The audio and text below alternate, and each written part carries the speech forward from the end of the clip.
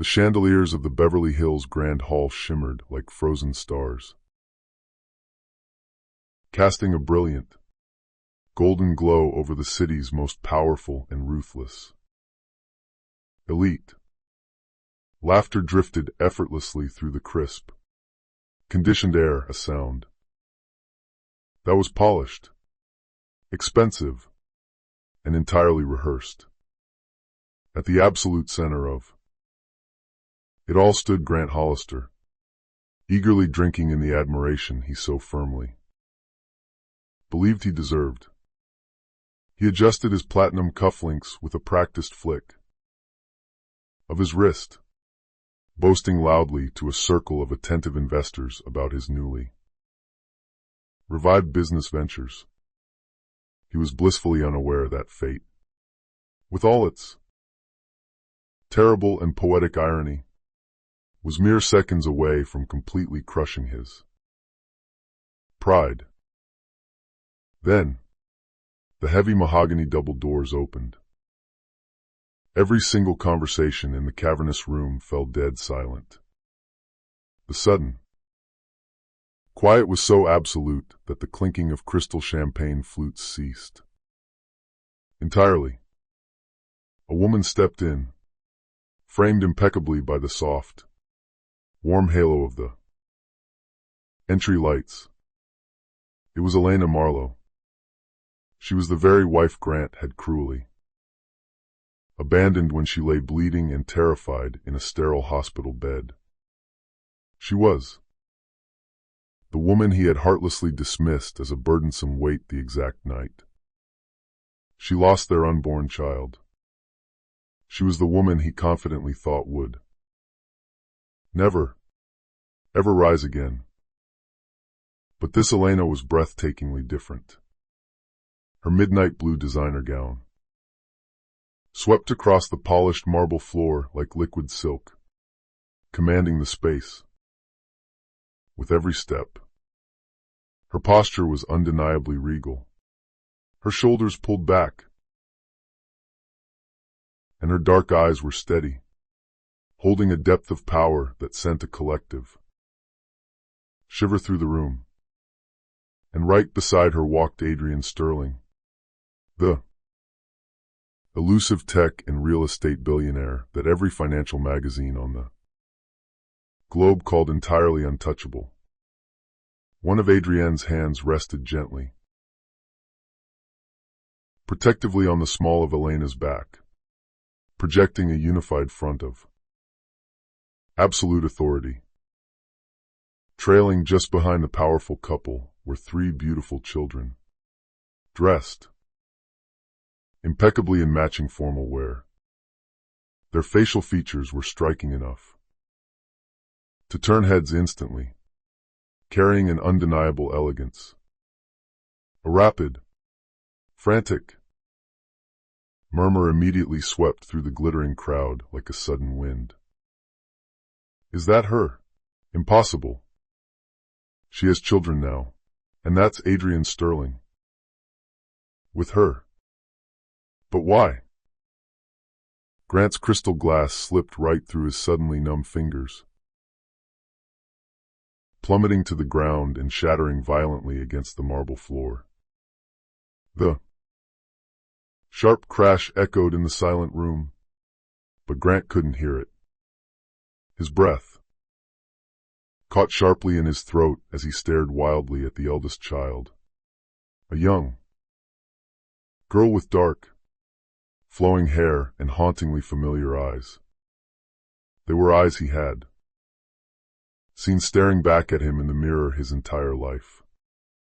His pulse thundered in, his ears like a drum, and the edges of his vision blurred with rising panic.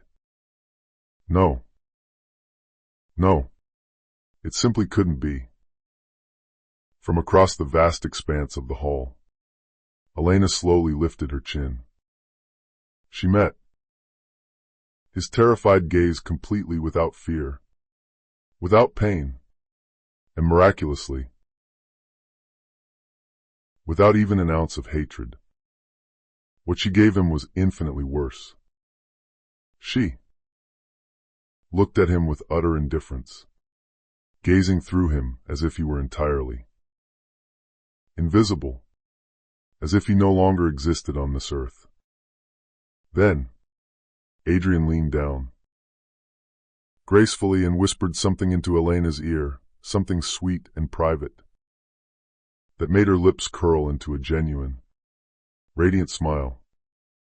Grant felt the literal ground tilt sickeningly beneath his expensive leather shoes as a horrifying, icy realization clawed its way up his spine. Tonight was not an accident.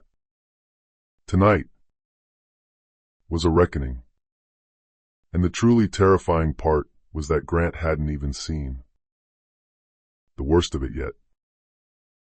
Long before the night she absolutely stunned the Beverly Hills elite into silence, Elena Marlowe had simply been a woman the world consistently overlooked.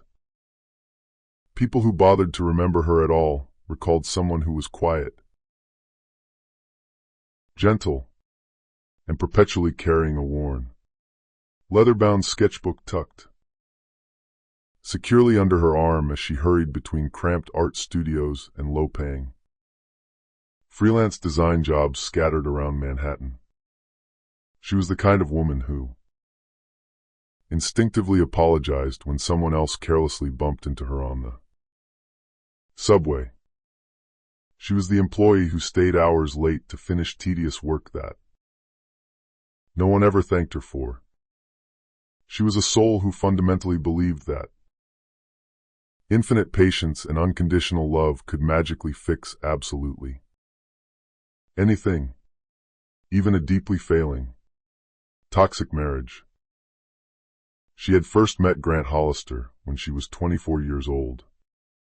Back in those days, he wasn't the slick, polished man dripping with ruthless ambition and unchecked arrogance. He was charming, boyish, and even tender, or at least he was highly convincing enough to make a naive young artist believe that genuine kindness lived deep inside his heart. They met on a rainy afternoon in a dimly lit Bohemian art gallery in Brooklyn. Elena was carefully hanging a student exhibition, balancing on a rickety stepladder, and Grant had walked in, pretending to deeply admire the abstract paintings on the exposed brick walls. Later in their relationship, she would learn the disappointing truth: he had merely followed a wealthy real estate investor into the building hoping to pitch a business idea. But at the time, she truly thought he had come for the art. She thought he had come for her. Their romance began like a soft, refreshing spring rain, gentle, revitalizing, and far too delicate for her to ever suspect the catastrophic storm that would eventually follow. Elena didn't come from money. She grew up in a very modest, drafty home in coastal Connecticut, lovingly raised by a hard-working single father who spent long, grueling nights repairing boat engines at a local marina to keep food on the table. When her father died unexpectedly of what they told her was a sudden heart attack, she packed up her life and moved to New York City. With absolutely nothing but a partial art scholarship, a heavy metal box of his rusted tools, and the desperate, burning hope that she could build a life worthy of his countless sacrifices.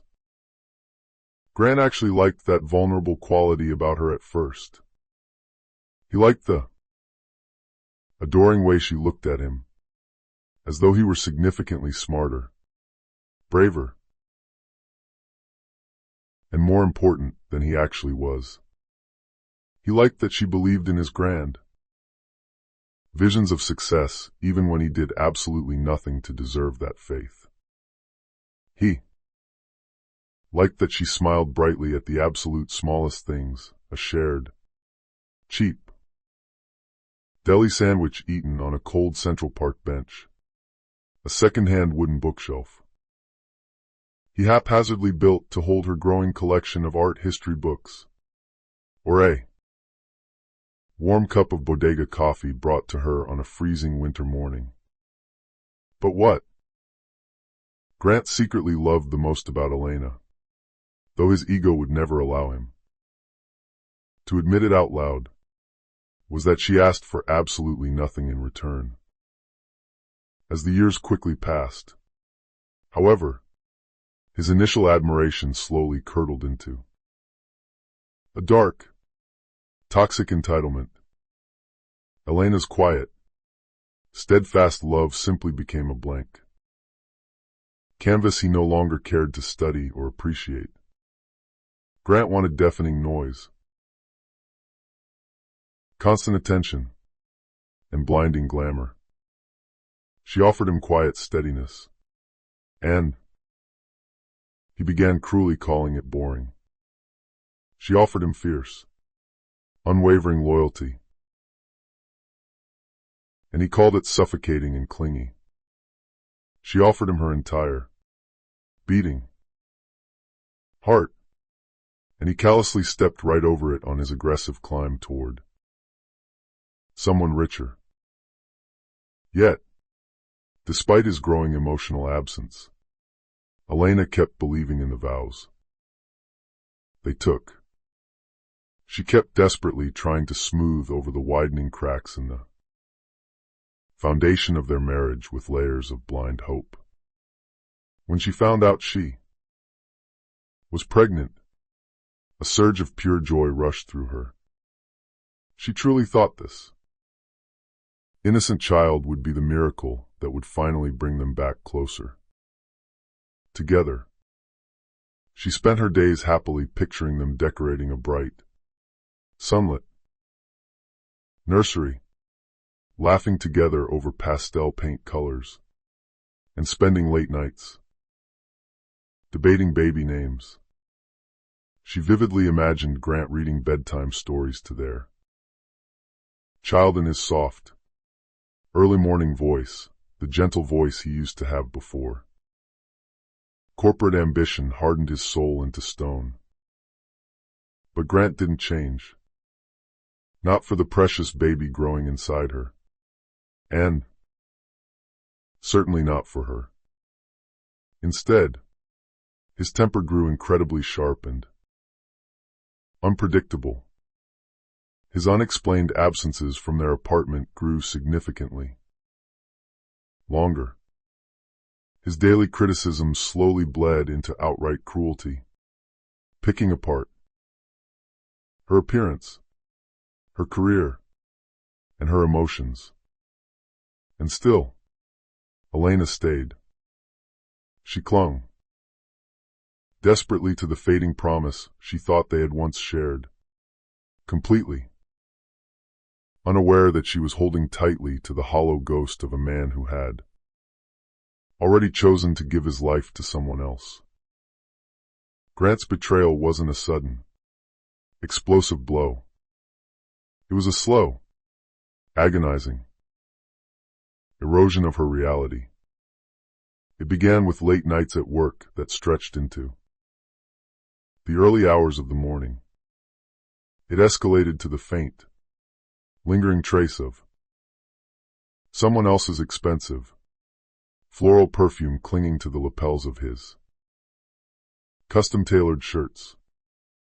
It manifested in the hushed, secretive text messages he furiously hid behind a new passcode on his phone, a passcode he aggressively claimed was merely for company security. And the absolute worst part of the psychological abuse was that Elena constantly blamed herself. She told herself she needed to be emotionally stronger, better organized, more helpful to his career, and significantly less emotional about her pregnancy. She didn't realize She was drowning because she had been taught all her life by society to simply hold her breath and endure. But one specific night, absolutely everything changed. One night violently ripped away the veil and revealed a horrifying truth she had never, in her wildest nightmares, imagined. And on that fateful night, Grant Hollister crossed a line of human decency that Elena would never, ever be able to forgive. New York City had always been a massive, sprawling metropolis built on sharp contradictions. It boasted glittering, sky-piercing skylines that towered intimidatingly over millions of people who frequently felt impossibly small. For Elena Marlowe, it was a complex place where beautiful dreams and shattering heartbreak lived side by side, often sharing the exact same city block. Her exhausting days unfolded entirely between crowded, rattling subway rides, cramped and freezing art studios, and the massive, echoing halls of wealthy venues she was hired to decorate for elite clients who barely bothered to remember her first name. It was a chaotic city she loved deeply, even when it loved her back only halfway. Her entire world revolved around a modest, fourth-floor walk-up apartment on the Lower East Side, a cramped space with creaky hardwood floors and thin glass windows that rattled aggressively whenever the winter wind pushed too hard against the brick exterior. She genuinely didn't mind the architectural imperfections. In a strange way, they constantly reminded her that she was still standing, still breathing, still fighting to survive. Elena covered nearly every inch of the apartment's peeling walls with her sketches, concept art for dream galleries, ambitious ideas for massive installations, and beautiful, fragmented pieces of her vast imagination. She simply never had enough spare time or extra money to fully bring those grand visions to life. At night, she tirelessly worked on freelance graphic design projects by the harsh, flickering light of a cheap desk lamp, meticulously blending digital colors while the sleepless city hummed its endless, electric song outside her window. Meanwhile, Grant inhabited a very different, far more exclusive New York. His expansive world stretched across multi-million-dollar penthouses with floor-to-ceiling windows overlooking the lush greenery of Central Park. His days were spent in sleek, glass-walled conference rooms suspended high above the chaotic Manhattan streets. His evenings consisted of lavish, multi-course dinners at exclusive Fifth Avenue restaurants where a single plate of food cost significantly more than Elena managed to earn in an entire week of grueling labor. To Grant, New York wasn't a home or a community, it was a vertical, corporate ladder. He viewed every human interaction as a calculated step upward, and every person he met as either a useful tool to be exploited or an obstacle to be destroyed. Elena had legally married into that high-stakes world, but she was never, ever, allowed to truly belong to it. She painfully remembered the countless nights when they attended stuffy corporate events and charity galas together. Before they even stepped out of the taxi, Grant would sharply instruct her on exactly what to say, what absolutely not to say, how widely she was allowed to smile,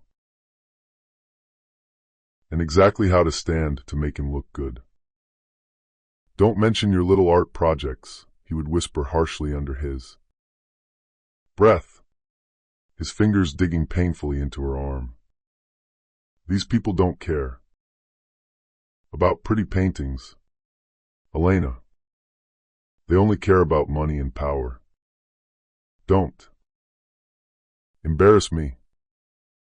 She would silently nod, shrinking a little more inside herself each time, while massive crystal chandeliers sparked like diamonds overhead. She would stand quietly on the periphery while the city's elite laughed uproariously about stock, portfolios, and yacht clubs she didn't understand. Still, she desperately tried to make him proud. She memorized the complicated names of powerful CEOs, studied confusing investment buzzwords late at night, and painfully practiced the shallow, vapid small talk she inherently hated. But no matter how incredibly hard she worked to fit into his mold, Grant's glamorous world only pushed her further and further out into the cold. Then came the pregnancy. Suddenly, the massive city felt infinitely heavier. Every single step up to her apartment became an exhausting chore. Yet, she still faithfully rode the crowded, swaying subway to work, still painfully climbed those 4 flights of stairs to her tiny apartment, and still meticulously packed Grant's expensive suits into leather bags for his endless, supposedly vital business trips. She tried desperately to carve out a sliver of joy by decorating a small, cramped corner of their bedroom with soft, comforting colors, closing her eyes and imagining the beautiful nursery they would eventually build together. But the delicate swatches of pastel pink and soft yellow paint sat entirely untouched on the wooden dresser, completely ignored by Grant, just like everything else she cared about. One stormy night, as Grant arrived home well past midnight with the heavy, undeniable scent of an expensive, musky perfume she didn't own lingering blatantly on his suit jacket, Elena quietly asked if they could just take a single weekend to rest. She gently suggested they maybe visit Central Park to walk under the trees, just like they used to do when they first fell in love. He didn't even bother to look up from the glowing screen of his smartphone.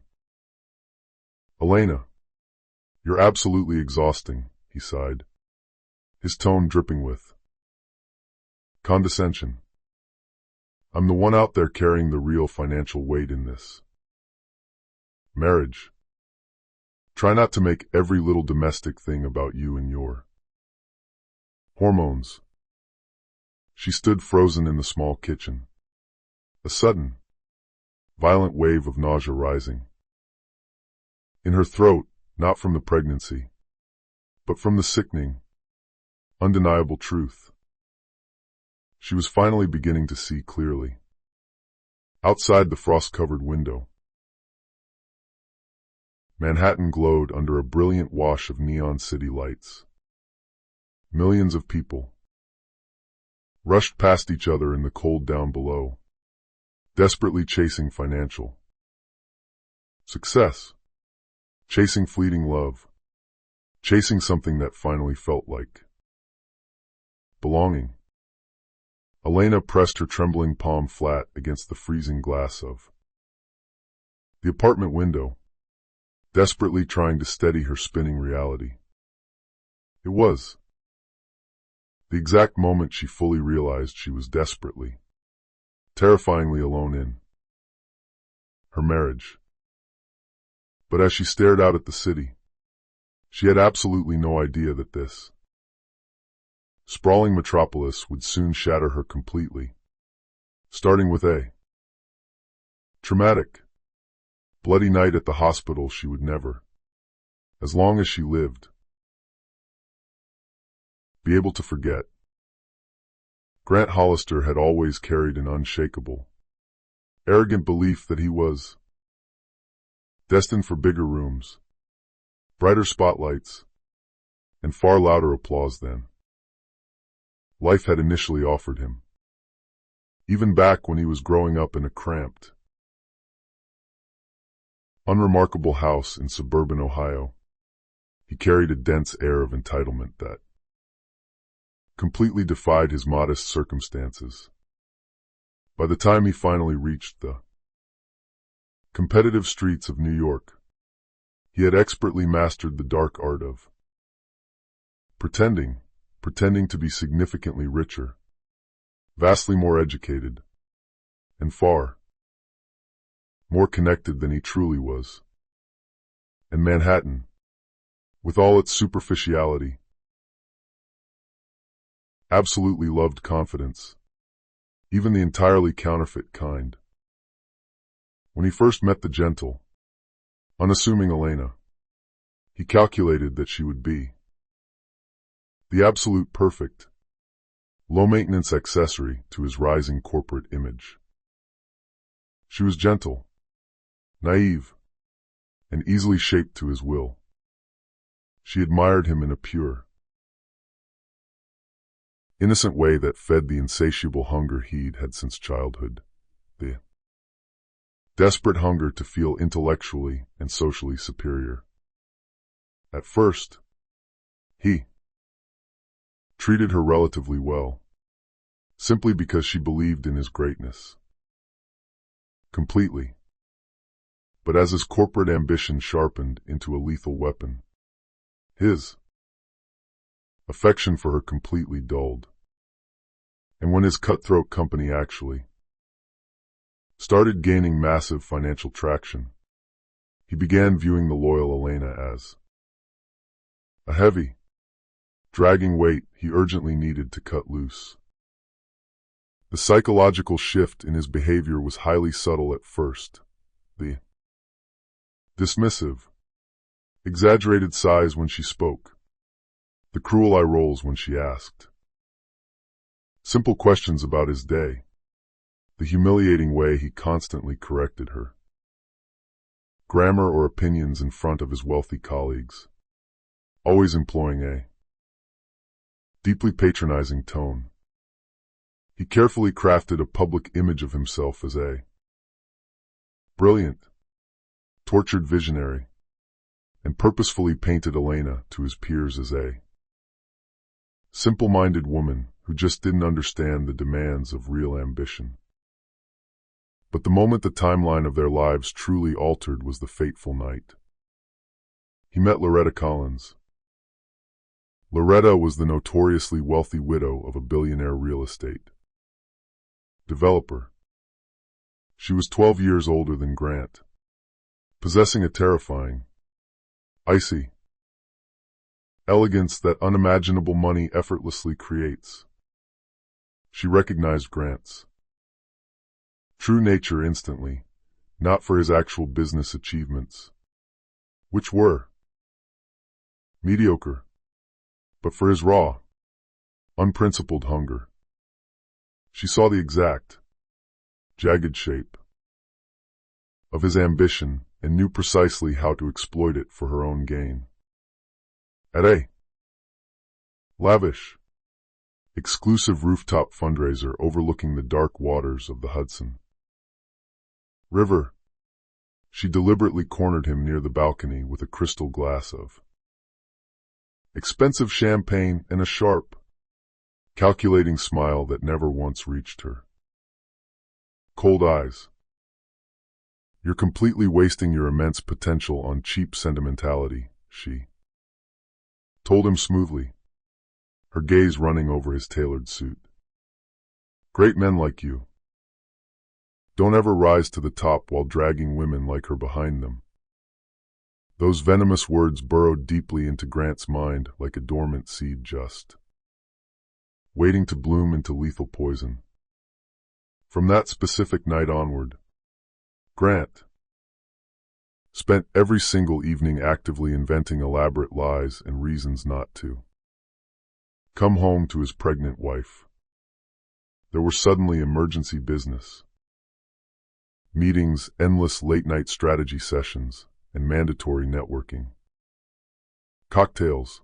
Elena desperately believed his lies because she wanted to, because the vulnerable state of her pregnancy made her desperately hope for the loving family she had always imagined. Loretta masterfully dangled massive career opportunities in front of Grant like a fisherman pulling bait, exclusive introductions to billionaire investors, whispered promises of limitless funding, and eventually, a highly illicit physical relationship that aggressively stroked his massive ego in depraved ways. Elena never could or would. When Grant was tangled in the sheets with Loretta,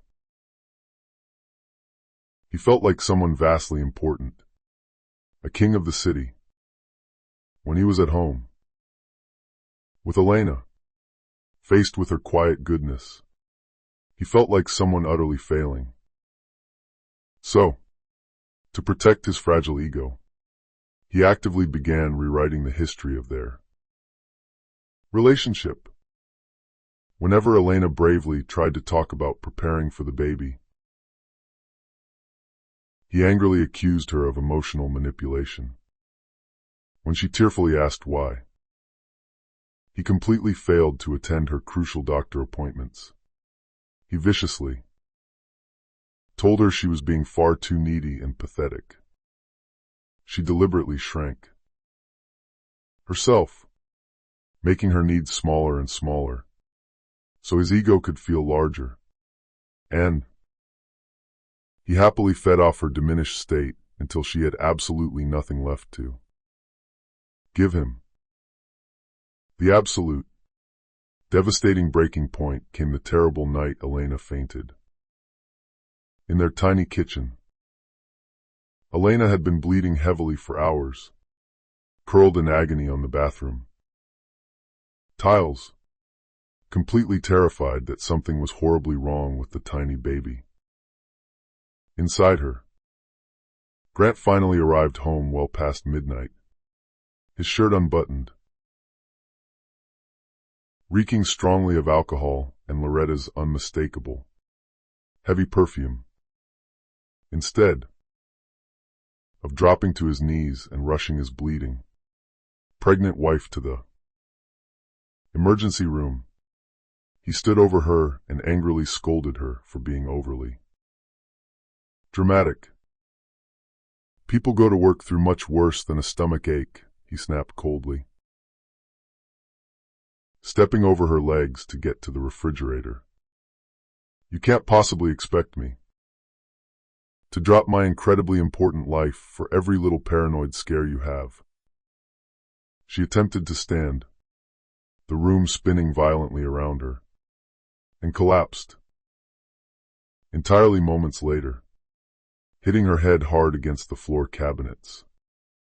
Only then, when the selfish realization hit him that she might actually die right there in his apartment and cause a massive public relations scandal, did he finally begrudgingly call for an ambulance. It was within the sterile, terrifying walls of that hospital room where absolutely everything shattered permanently, where Elena's loving heart broke in a profound, catastrophic way she would never fully recover from, because Grant wasn't nearly done hurting her. Not even close. And the horrifying thing he did next became an act of pure, unadulterated cruelty that would rightfully haunt him for the rest of his miserable life. The fluorescent hospital lights were far too bright that night, harsh, sterile, and blindingly unforgiving. Elena Marlowe lay violently shivering, curled into a tight ball on the narrow emergency room bed, her thin cotton hospital gown completely soaked with a mixture of cold sweat, fear, and desperate hope. She tightly clutched her agonizingly cramping stomach as a team of frantic nurses urgently adjusted four lines into her bruised arms.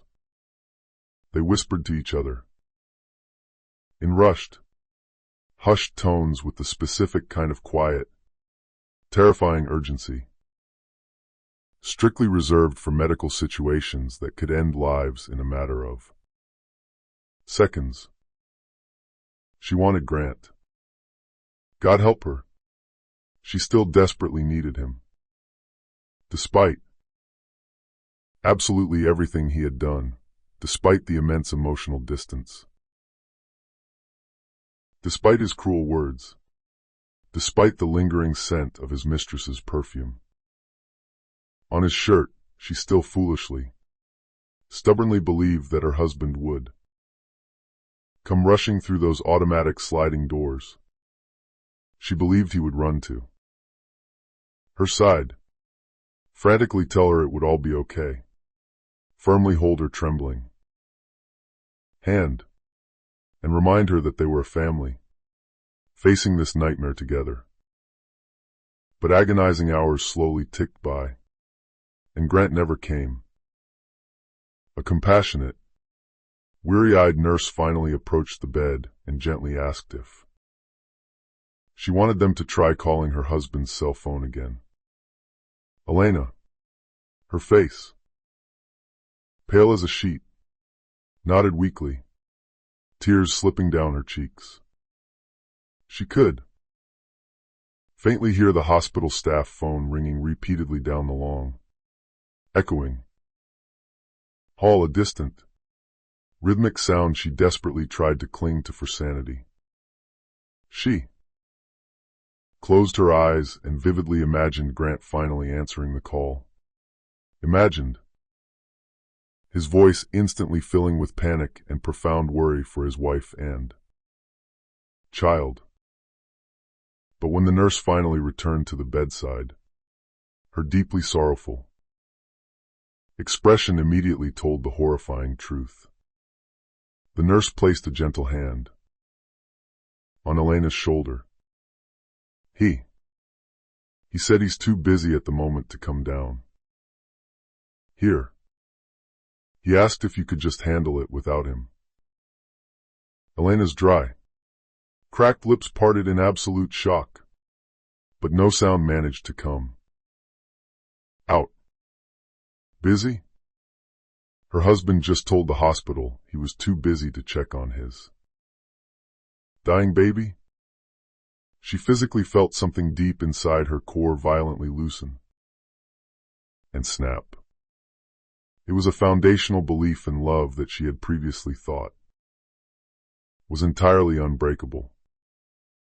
30 agonizing minutes later, the violent contractions worsened to an unbearable peak. A senior doctor rushed into the room, his face grim. "We're rapidly losing the fetal heartbeat," he ordered sharply to the room. "We need to move her to the surgical theater right now." In a final act of desperation, Elena managed to reach for her personal cell phone, her trembling, blood-stained fingers barely able to grip the device. She dialed Grant's number herself. When he finally, begrudgingly answered on the 5th ring, his voice was highly clipped, annoyed, and deeply irritated. "Elena, I literally just told the nurses I am in the middle of something incredibly important right now." "Grant, I'm losing the baby," she whispered brokenly, her voice a fragile, dying rasp. "Please, please." Grant, come here. There was a pause on the other end of the line. A long, terrifyingly cold pause, where she could hear the faint sound of clinking glasses and jazz music in the background. Then, he let out a heavy, exasperated sigh. I can't do this anymore, Elena. If the baby survives, fine. If not, maybe it's just a sign that this wasn't meant to be. I'm entirely done carrying your dead. Wait around. Elena felt the entire axis of the world tilt violently, spinning out of control, before her brain could even begin to process the sheer evil of his words. He casually continued, my lawyer will send the official divorce papers over to the apartment tomorrow morning. Don't fight it. It's better for both of us. And then, a click. The dial tone hummed in her ear. Right there, lying helpless on a blood-stained hospital bed, mere moments before, a surgical team rushed her into the blinding lights of an operating room to desperately save her life. Grant Hollister filed for divorce over the phone. There was absolutely no explanation given, no shred of human remorse shown. Just a cold, calculated business decision he had likely spent weeks rehearsing with someone else, someone significantly richer, someone he firmly believed could instantly upgrade his social standing. Minutes later, completely alone under the blinding, clinical surgical lights, as the anesthesia finally pulled her into the dark, Elena lost her baby. When she finally awoke hours later, the recovery room was suffocatingly silent. Her hands rested flat against her stomach. It was entirely empty. Her heart felt impossibly heavy, a lead weight too massive to ever lift again. A kind, older nurse stepped quietly into the room and squeezed Elena's frail shoulder gently. The woman's eyes were brimming with deep sympathy, not looking at her with pathetic pity, but with profound sorrow for a vulnerable woman who had been abandoned by her protector so completely and cruelly. Elena, her voice barely a whisper, asked one final time if Grant had bothered to call to check if she was even alive. No, sweetheart, the nurse said softly, her voice breaking slightly. He didn't call. But someone else did. The nurse reached into her pocket and gently handed Elena a small, thick, embossed business card. At first glance, the elegant, printed name meant absolutely nothing to her grief-stricken mind. Adrian Sterling. She blankly assumed it must be some kind of clerical mistake. Why on earth would an untouchable tech billionaire, a man who built smart cities and commanded global industries, care about a nobody freelance artist bleeding out in a public hospital? But the nurse quickly explained that this powerful man had personally called the hospital director, demanded updates on her critical condition, specifically asked if she was sitting there alone, and firmly insisted that the hospital staff check on her frequently throughout the long, dark night, with all medical bills to be forwarded directly to his private office. Elena was far too physically and emotionally devastated to even possess the strength to wonder why. She simply tucked the expensive, heavy card safely under Her thin hospital pillow, her endless stream of tears silently soaking into the cotton corner as she cried herself back to sleep. Meanwhile, across the glittering, indifferent city, Grant wasn't grieving the tragic death of his child or the end of his marriage. He was standing on a highly exclusive, private rooftop bar in Midtown Manhattan, smoothly clinking expensive crystal glasses with Loretta Collins, throwing his head back and laughing loudly about how incredibly free and unburdened he finally felt. He didn't know that a hidden security camera in the hospital hallway had recorded his cruel refusal to enter his wife's room. He didn't know that his sociopathic words would one day return to utterly destroy his entire life.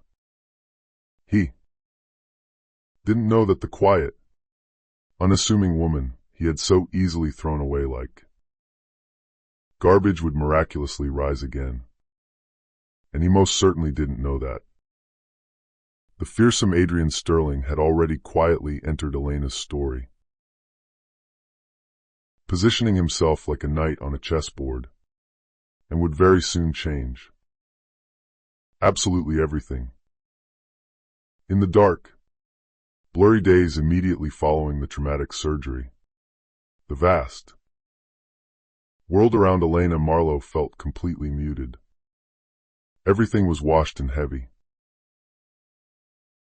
suffocating shades of gray, exactly as if some cruel deity had reached down and permanently drained every ounce of vibrant color from her life.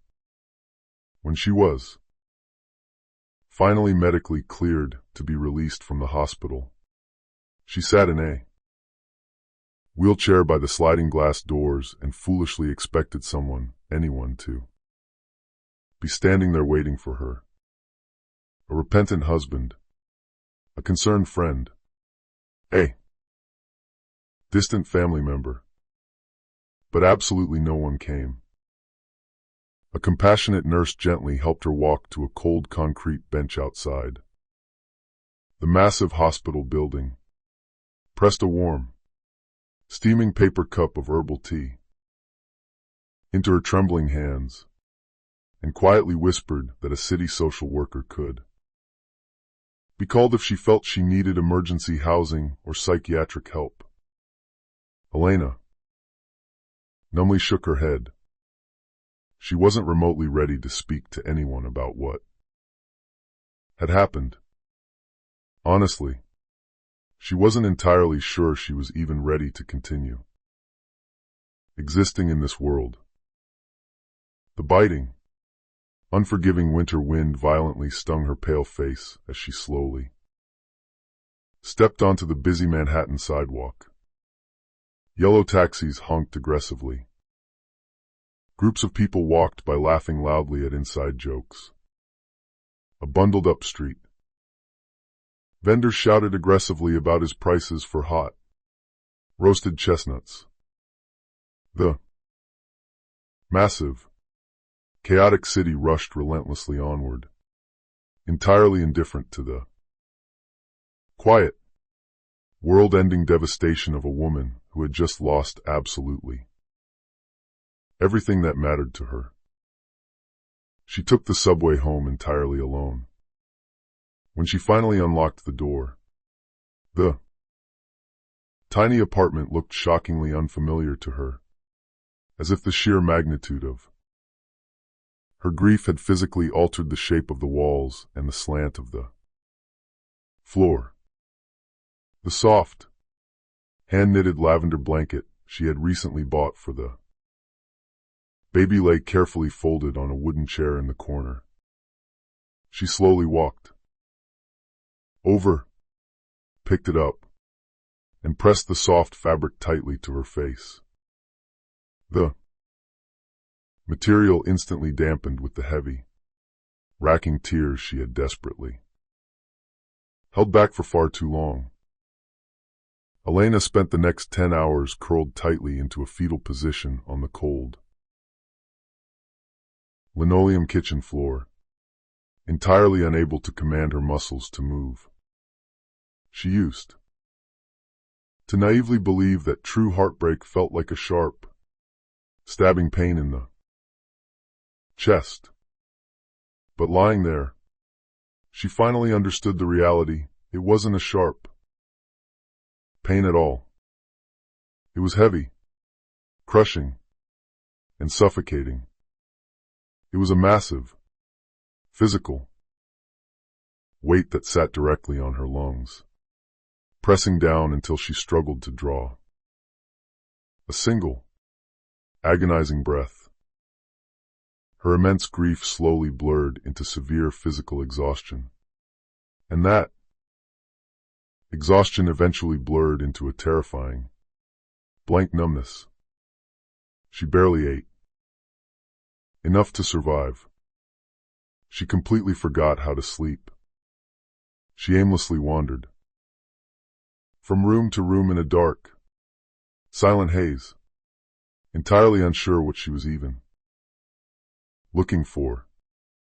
Maybe she was searching for a sign of the happy, hopeful woman she used to be just a week ago.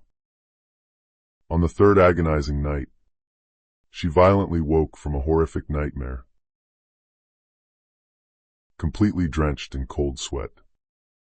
In the dream, she had been searching for her crying baby in a dark, endless maze, operating entirely on confused muscle memory. She instinctively reached for her cell phone on the nightstand without thinking, her mind desperately searching for the man she once deeply trusted to protect her. She frantically typed Grant's name into the contact box, ready to hit dial. Then, she froze. He wasn't her protector or her comfort anymore. He was the very blade that had caused the wound. Her frail hand trembled violently as she stared at his name on the bright screen. She quickly deleted the unsent message.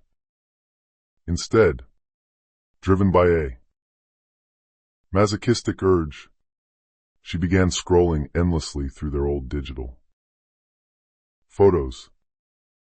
There was an image of Grant tenderly kissing her forehead in the snow. A photo of Grant smiling broadly during a sunny picnic in Central Park.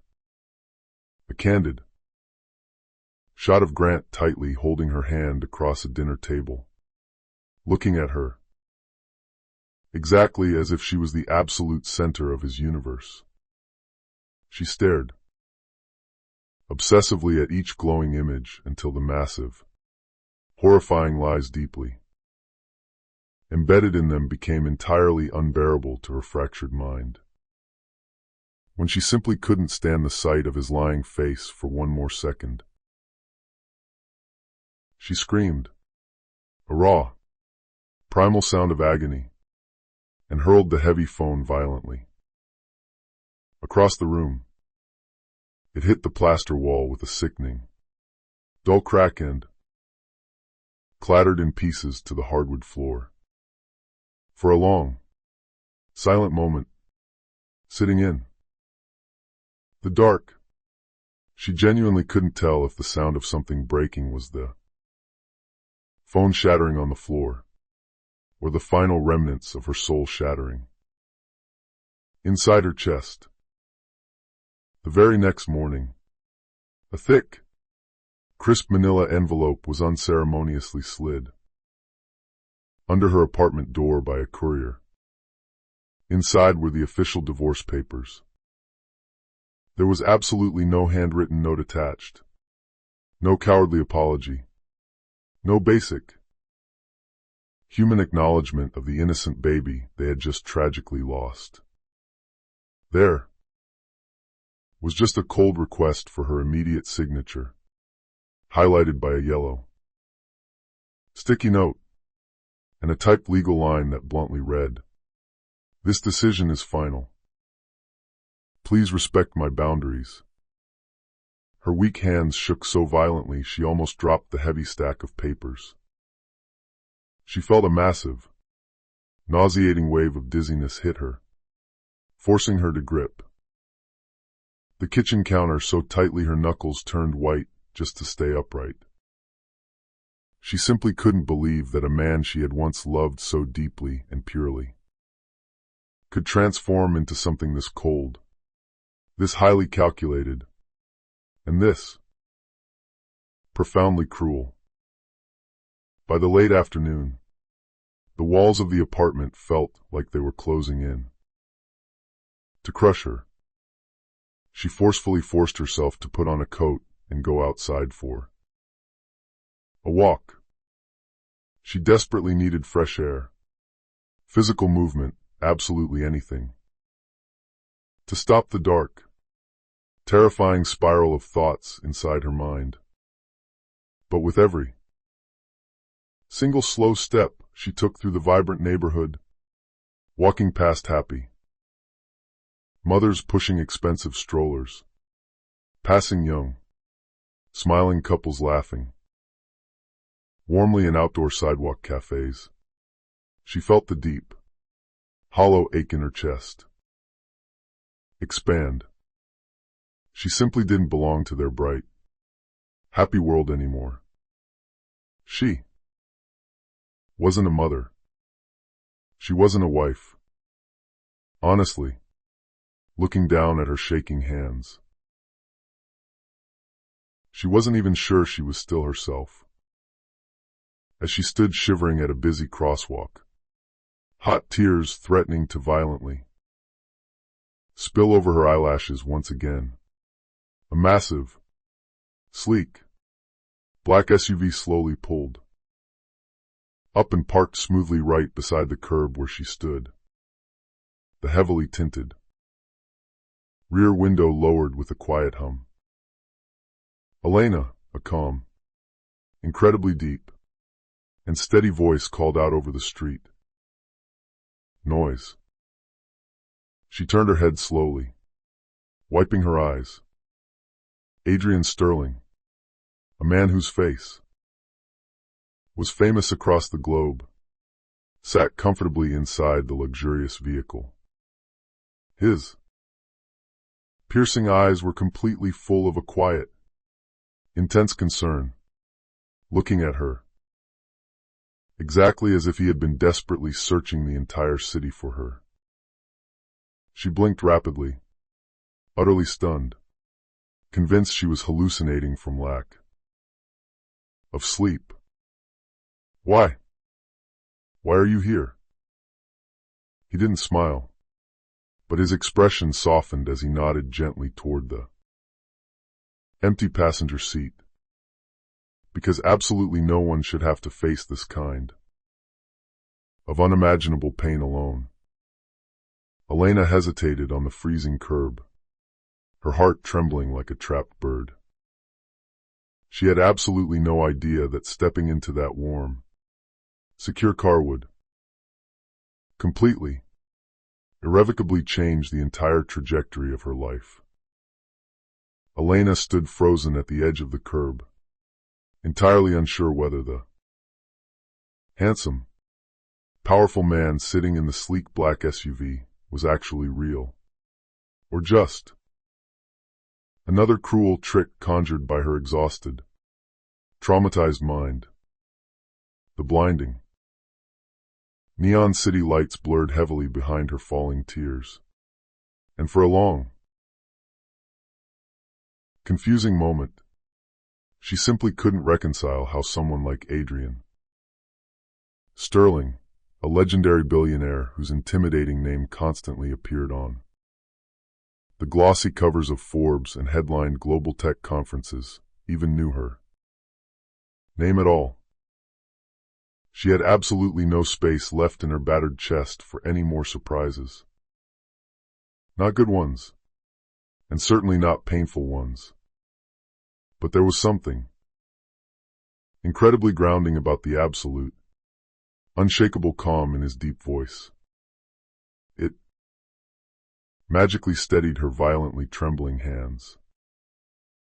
Elena, he said again, his tone even gentler this time, completely devoid of pity but full of command.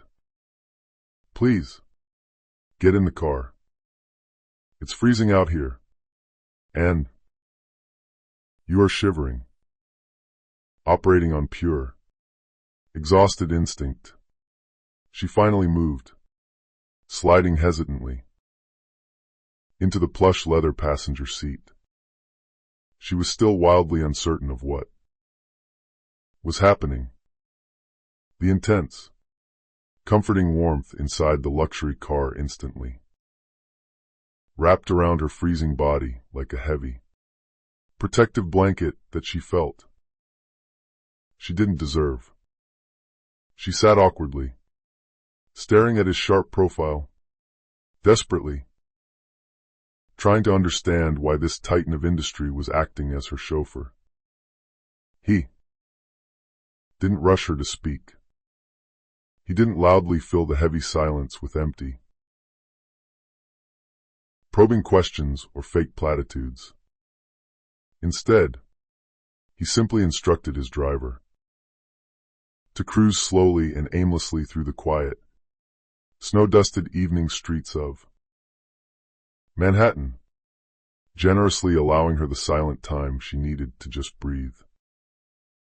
"You don't even know me," she finally whispered, her voice cracking the thick silence. His grip tightened just slightly on the leather steering wheel. "I know enough." She quickly looked away, staring out the tinted window at the passing city, completely unsure what mysterious meaning lay hidden behind those 3 words. A few blocks later, the SUV pulled up smoothly outside a very small, highly discreet, upscale cafe tucked away in the West Village. It was the specific kind of quiet, intellectual place with warm, amber lighting and heavily fogged glass windows, where introverted people sat for hours writing novels and whispering intense secrets over expensive, late-night coffee. Adrian instructed his driver to wait, then stepped out into the cold. He walked around the vehicle and opened her door with a smooth, old-fashioned courtesy that Grant had absolutely never possessed, not even on their best days. He gently guided her inside to a secluded booth in the back. He quietly ordered her a pot of soothing chamomile tea and patiently waited, his hands folded on the table, until her fingers completely stopped shaking around the warm ceramic mug before he spoke again. "The hospital chief of staff called my private line directly," he said simply, his dark eyes never leaving her face, her brow furrowed in deep confusion. "Why? I just don't understand. Why would a hospital call a billionaire about a nobody like me?" He hesitated, seemingly for the very first time since she had met him, carefully weighing his next words. "Because, many years ago, your father once asked me to look after you if anything terrible ever happened." The shocking words struck her face like a bucket of freezing cold water. "My father? You actually knew my father?" Adrian nodded slowly, his expression incredibly serious.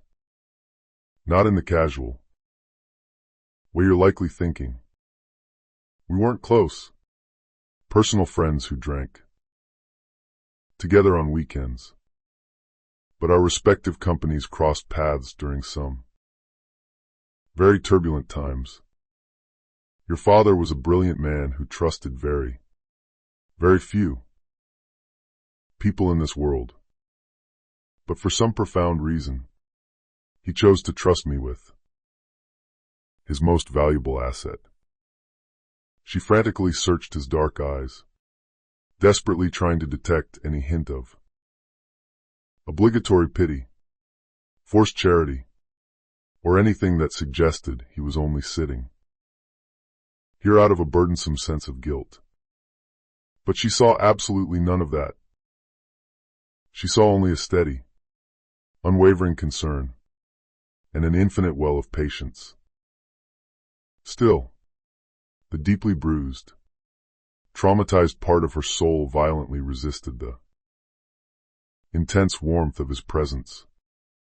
She was completely terrified to lean her weight against anything that might unexpectedly collapse and drop her again.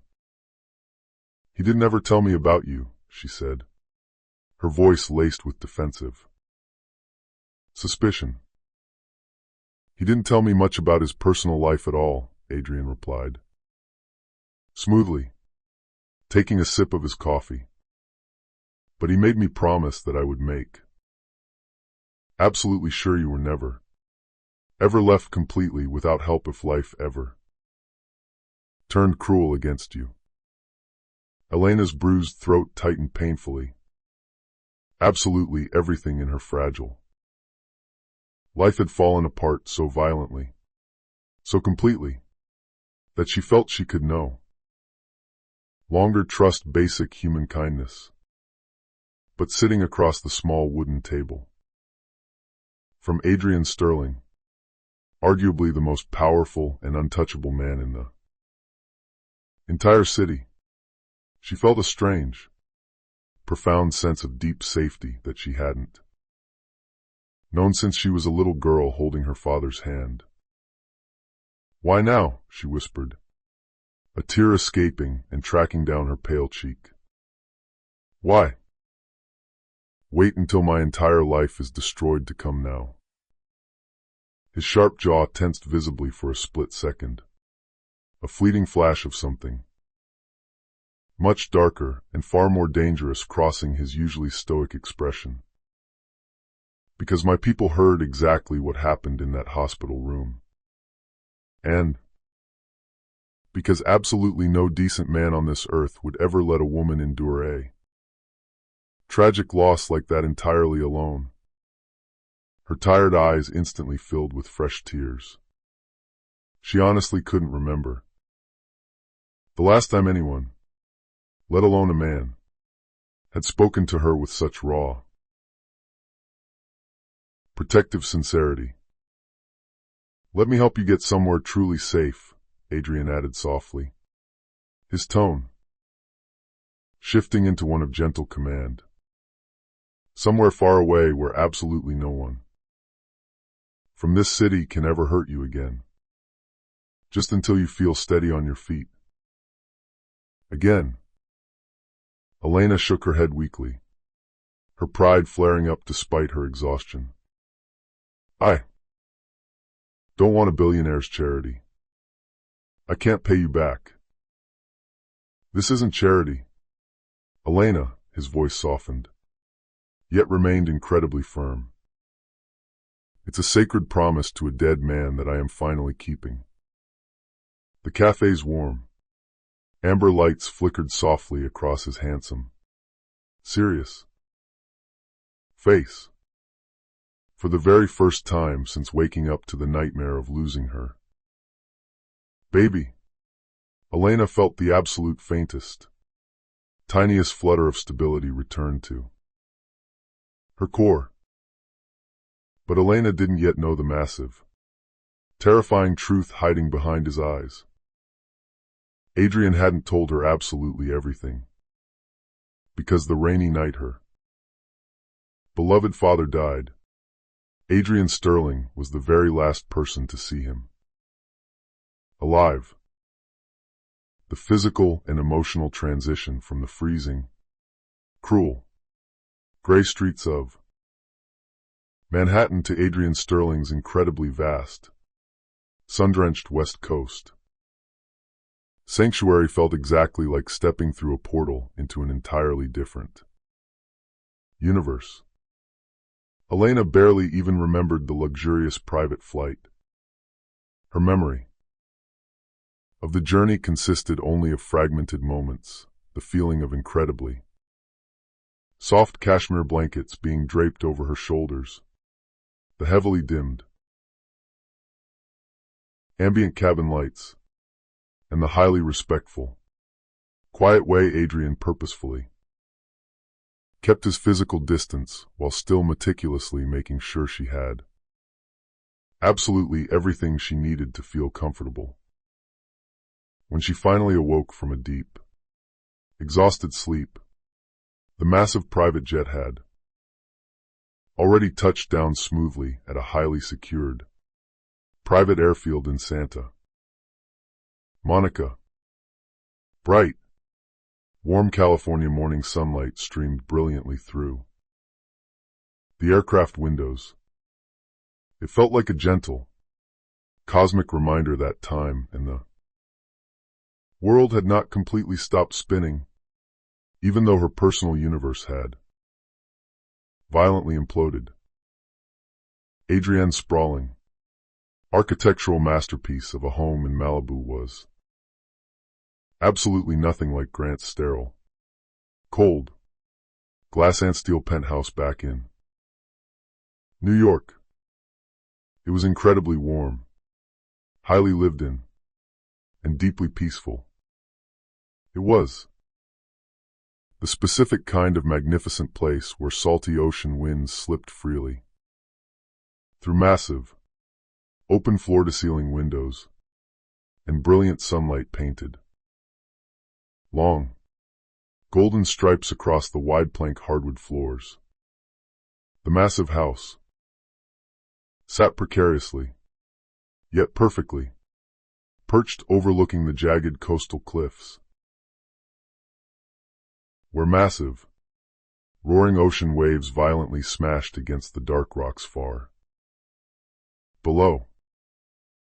By all standard logic, the sprawling estate should have felt far too grand, far too intimidatingly luxurious for a broken woman whose entire life had just fallen apart. But strangely, inexplicably, it felt like a safe, impenetrable fortress. "You can stay here in this house for as long as you need to," Adrian said quietly, his voice a low rumble, as she hesitantly stepped inside the grand foyer. Elena's dry throat tightened with overwhelming guilt. "I really don't want to be a burden to you and your staff." "You aren't a burden," he replied simply, taking her coat. "You are healing." But deep, profound trauma healing did not magically happen all at once. The first few weeks by the ocean were undoubtedly the hardest of her life. She slept far too long during the day. She burst into violent, racking sobs without any warning or specific trigger, and she aimlessly walked like a ghost along the private shoreline until the freezing, crashing ocean water completely numbed her bare feet. The long nights were significantly worse than the days. She would frequently wake up screaming from incredibly vivid nightmares, dreams of joyfully holding a warm, laughing child that violently vanished into thin air the exact moment she opened her eyes. Through it all, Adrian never hovered oppressively.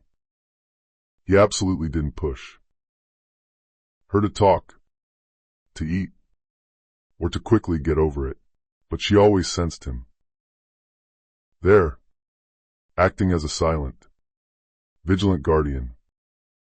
She heard it in the soft, deliberate thud of his footsteps walking down the hall past her door late at night. She felt it in the incredibly gentle, respectful knock on her door frame, asking quietly if she'd eaten anything that day. She saw it in the silent, steaming cup of chamomile tea he'd thoughtfully leave sitting on the table right by her door. It wasn't the suffocating, controlling attention that Grant used to demand. It was a profound, grounding presence. It was a feeling of deep safety. She had completely forgotten the comfort of one particularly bright morning, while she sat huddled in a sweater on the massive wooden deck, staring blankly out at the endless blue horizon. Adrian quietly walked out and placed a small, polished wooden box on the glass table directly beside her. "What's this?" she asked, her voice raspy from disuse. "It is something your father explicitly meant for you to have someday." His voice held a heavy, solemn seriousness that she wasn't quite emotionally ready for. With trembling fingers, she slowly unlatched the box. Inside, resting on dark velvet, lay a heavy, antique silver pendant featuring intricate, beautiful engravings. It was her old family crest, a symbol she hadn't laid eyes on since her early childhood. She gently picked it up and brushed her thumb reverently across the raised symbol. For the very first time since the horrific trauma at the hospital, the crushing numbness receded, replaced by the sharp, profound ache of intense longing for her lost father. "I didn't even know he kept this," she whispered, a tear splashing onto the silver. "He kept absolutely everything that was connected to you," Adrian replied softly. She looked up sharply, her brow furrowed in confusion. "How do you know that?" Adrian inhaled deeply, his dark gaze drifting out toward the churning ocean. "Your father trusted me with significantly more than you realized, Elena. He desperately wanted you protected, and he knew there were very powerful people who didn't want him to remain alive." Elena completely froze, her pulse suddenly skipping a frantic beat. "What exactly are you saying?" But Adrian didn't answer the question. Not yet. He knew she wasn't ready for the full weight of the truth. Instead, he smoothly changed the subject with a practiced, elegant finesse. "You should really start drawing again," he suggested softly. "I think it might help you process the pain." She fiercely didn't want to. But days later, compelled by a strange urge, she finally found herself sitting on the sun-drenched deck with a fresh charcoal pencil in hand, the salty ocean breeze lifting her dark hair as the charcoal glided tentatively across the thick paper. At first, her traumatized hands shook, far too much to form straight, coherent lines. But with each frustrating attempt, something dark and tight inside her chest slowly began to loosen. She began obsessively sketching the rugged coastal landscapes, the faces of imagined people, and massive, abstract storms representing the violent swirl of emotion. Inside her, Adrian passed by the deck one morning on his way to his home office. He paused, leaned against the doorframe, and studied her intense, frantic artwork with a look of quiet, profound awe. "Elena," he murmured softly, ensuring he didn't startle her, "you haven't lost your brilliant fire at all. You only lost your belief in it." For the very first time in agonizing months, she finally felt something bright and warm flicker deep in her chest. It was tiny, incredibly fragile, but undeniably alive. She wasn't entirely whole. Not yet. But she was officially no longer fundamentally broken. And she didn't know it yet, but her beautiful process of healing was about to violently collide with a massive, terrifying truth that was far more dangerous than simple heartbreak. Because the dark, corrupt past she thought she had successfully escaped in New York was already moving aggressively toward her with ruthless, terrifying speed. A massive, destructive storm was coming, and it specifically had Grant Hollister's name written all over it. Back in New York City, Grant Hollister's carefully curated, artificial world was beginning to unravel. It started slowly at first, barely noticeable, and then rapidly escalated with a terrifying momentum he simply couldn't control. For years, he had proudly walked through the competitive streets of Manhattan with the unearned, inflated confidence of a man who firmly believed the universe owed him massive success. But arrogance has an incredibly short shelf life, especially when it is paired with desperate incompetence. The collapse started with a major, multi-million-dollar real estate deal gone horribly wrong. One critical, anchor investor abruptly backed out of the project, citing unforeseen concerns, and then another rapidly followed suit. Grant aggressively brushed it off to his panicked team as merely bad market timing. He was absolutely sure he could just smooth talk his way right back into new, lucrative opportunities. After all, he had always relied heavily on his superficial charm to get by, even when that charm was paper-thin and backed by zero actual substance. But he quickly learned that fake charm rapidly evaporates. The second powerful people discover there's absolutely nothing solid or intelligent underneath the expensive suit. Loretta Collins, the powerful, wealthy woman he had foolishly gambled his entire marriage and reputation for, had completely stopped answering his frantic phone calls. At first, Grant desperately convinced his bruising ego that she was simply very busy. After all, she operated and moved in elite, billionaire circles he could only dream of officially joining. But then, the devastating reality check arrived.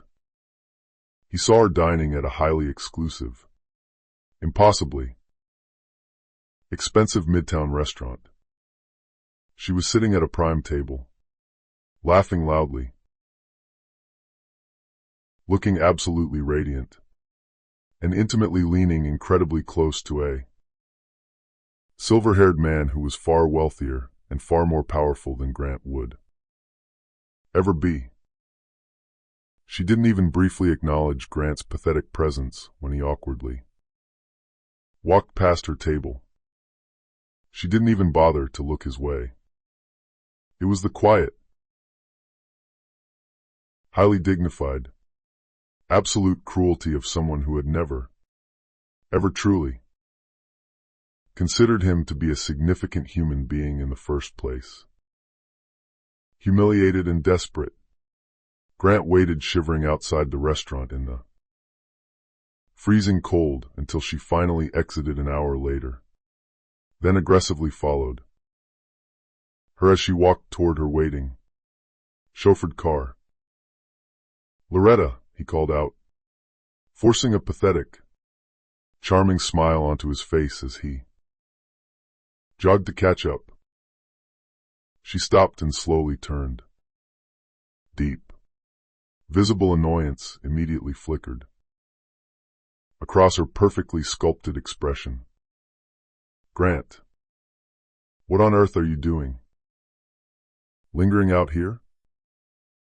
I just wanted to talk to you," he stammered, losing his false confidence.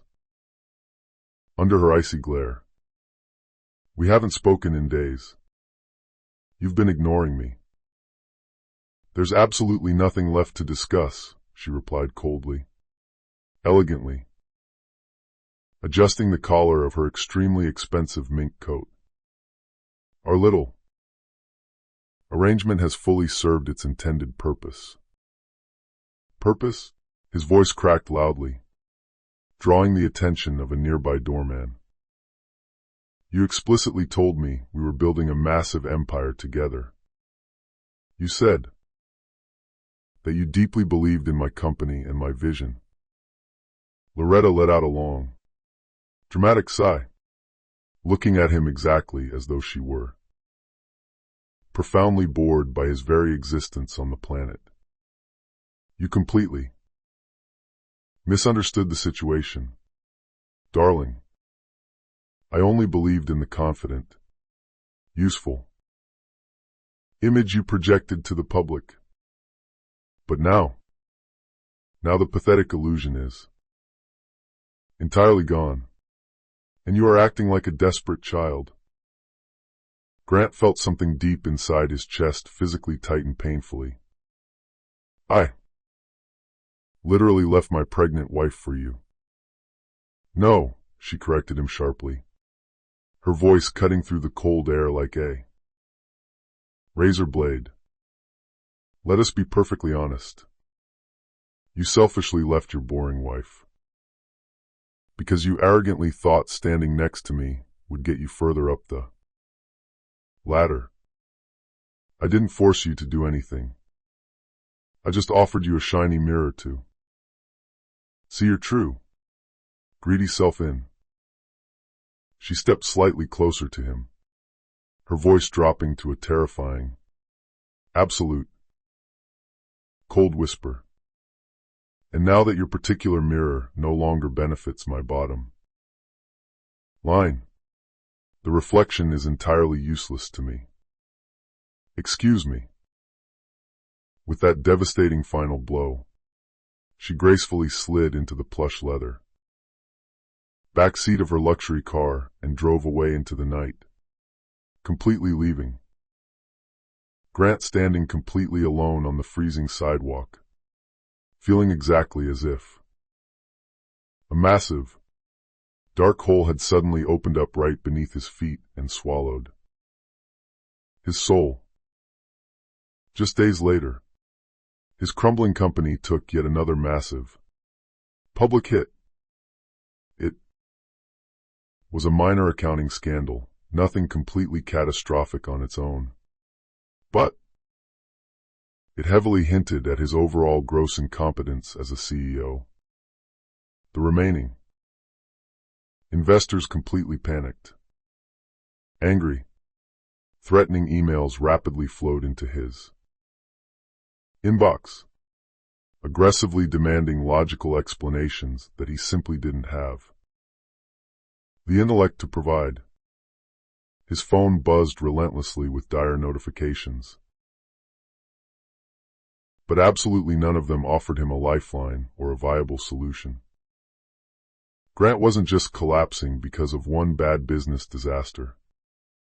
He was rapidly collapsing because he had fundamentally built his entire life, his career, and his marriage entirely on a foundation of fragile lies. In a moment of pure panic, he actually tried to call Elena's old number more than once. It wasn't out of genuine regret for what he did to her or their child. Grant was a true narcissist. He simply wasn't psychologically capable of feeling true remorse. He called her strictly out of selfish habit. She had always faithfully been his soft emotional cushion.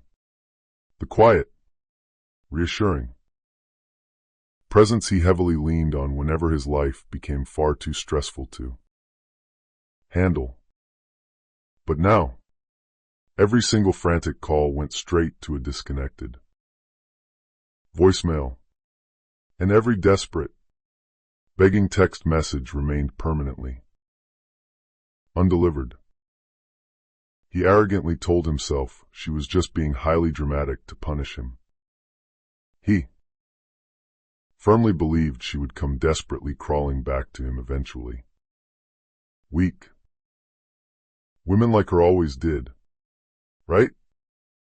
But deep down in his core, Grant finally felt something entirely new and terrifying taking root. Pure, unadulterated fear. One dark night, he stood completely alone in the empty, silent conference room of his failing company's headquarters, staring blankly out at the glittering Manhattan skyline. The massive city that had once made him feel like an invincible god now pressed down heavily on his shoulders with a suffocating, crushing weight. For the very first time in long years, he genuinely wondered if he had made a massive mistake.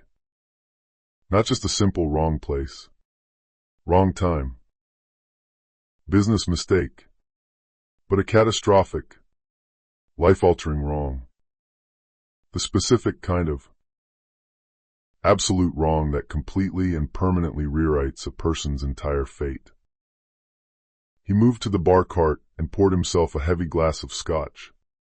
But his sweaty hand trembled so violently he accidentally spilled it and had to set the crystal glass down on the table.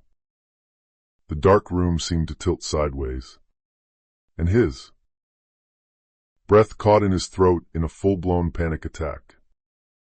He tightly gripped the leather back of a chair just to steady his shaking knees. He didn't know it yet, but highly connected people who were far more powerful, rich, and ruthless than he could ever imagine had already begun to take a very deep, strategic interest in his rapid downfall. These intense interests were directly tied to the powerful Marlowe family name. Because Elena's quiet, unassuming past wasn't nearly as simple or pathetic as he arrogantly believed. And very soon, Grant Hollister would violently discover the very first terrifying clue that the weak woman he had so easily discarded was rapidly becoming a titan that he should have never, ever underestimated. Elena's very first real, tangible step back into the demanding world wasn't loud or cinematically dramatic. It absolutely didn't happen in a sterile corporate boardroom or at a loud, glittering society gala, and it certainly didn't involve sweeping designer gowns or flashing paparazzi cameras. It began very quietly, early one peaceful morning in Malibu, exactly as the bright California sunlight spilled brilliantly across the dark ocean, turning the crashing waves into liquid gold. She was sitting outside, quietly sketching on the back wooden deck. Her hands were significantly more steady now, no longer shaking with trauma, and her posture was far less collapsed and defensive. Adrian smoothly stepped outside, through the sliding glass doors, holding 2 steaming mugs of black coffee. "There's something very important you really should see today," he said, his tone serious but gentle. She curiously followed him inside to the massive kitchen island, where he carefully placed a very slim, high-end leather folder down on the marble table. The intricate insignia heavily embossed in gold on the dark cover felt strangely, hauntingly familiar to her eyes. It was a stylized, sharp letter M, elegantly intertwined with a regal family crest. Her breath caught sharply in her throat as a childhood memory surfaced. "Marlowe International," she murmured, her voice barely a whisper. It was her deceased father's massive, global company. It was her rightful inheritance. The massive corporate empire she had never, ever believed she would actually be allowed to be a part of. Adrian opened the leather folder to reveal a formal, highly official invitation printed on incredibly thick, expensive ivory cardstock. It was directly addressed to her name. "You're being officially requested by the board to attend the New York Arts Preservation Council," Adrian explained, tapping the paper. "They're currently funding the massive restoration of several historical city landmarks. Apparently, they've closely seen your portfolio of work. They specifically want your artistic direction to lead the project." Elena blinked repeatedly, shaking her head. "That can't possibly be right." "Adrian, they don't even know who I am. I'm a nobody freelance artist." "On the contrary," he said softly, a hint of a proud smile touching his lips. "They know exactly who you are." A long, heavy silence stretched intensely between them in the kitchen. She nervously traced her fingertips over the raised, embossed letters of the invitation, half afraid it might magically disappear into thin air. "I'm really not ready for this," she whispered, her insecurities rushing back. "What if I completely break down in the meeting? What if they look at me and see right through me to the broken woman inside?" Adrian studied her face for a long, quiet moment before calmly pulling out his sleek tablet and placing it squarely in front of her on the marble. On the glowing screen was a prominent, highly trafficked global arts news article. It prominently featured her very latest charcoal sketch, an incredibly raw, abstract rendering deeply depicting the violent collision of human grief and powerful rebirth. It had been posted entirely anonymously weeks ago by an influential art blogger who had somehow stumbled upon it online. The powerful sketch had quickly gone massively viral, heavily praised by critics for its incredibly raw, bleeding emotion and hauntingly beautiful lines. Thousands of emotional comments filled the web page below it, many of them written from other women who had tragically endured horrific heartbreak of their own and found solace in her art. "You deeply spoke to millions of people," Adrian said, looking directly into her eyes, completely without saying a single word. Elena's dark eyes softened as she read the comments. She wasn't used to being truly seen by the world. Not truly. Not for her own merits.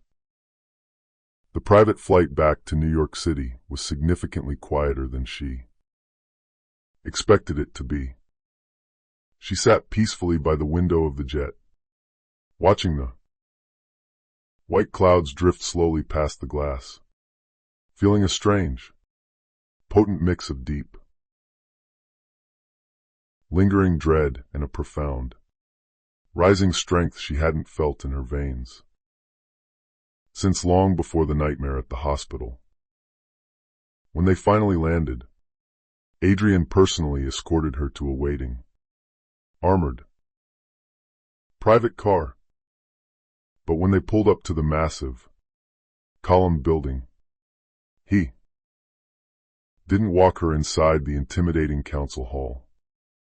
He stayed by the car. "This specific part is entirely yours to conquer," he said, adjusting his suit jacket.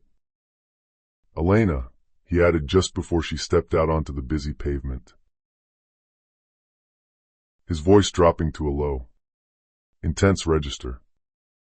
"You do not need to prove absolutely anything to anyone in that building today. Not even to yourself. You just walk in there with your head high. The rest will naturally follow." Her designer heels clicked sharply, echoing loudly against the polished marble floor as she confidently entered the grand, historic building. The wealthy, elite council members immediately turned their heads, pausing their conversations, whispering excitedly among themselves. "She's actually here. That's Elena Marlowe. My God. She looks significantly stronger than I expected her to be." During the extensive meeting, they carefully examined her massive portfolio,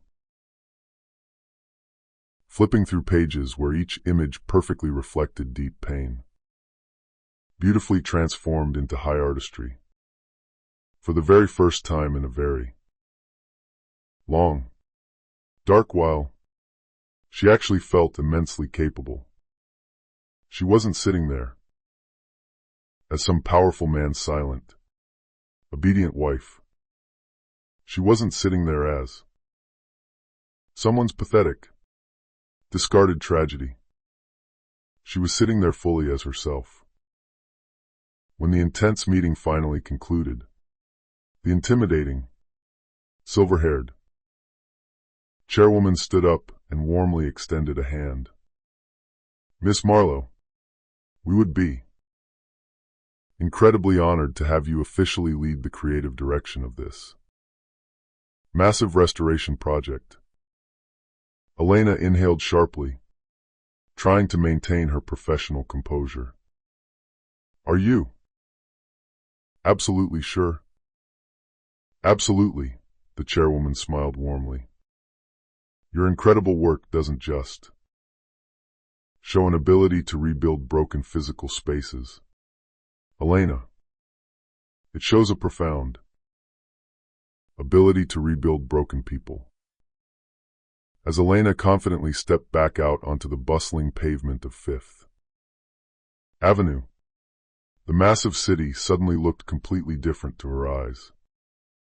It was significantly less threatening, vastly more alive, and entirely full of possibility.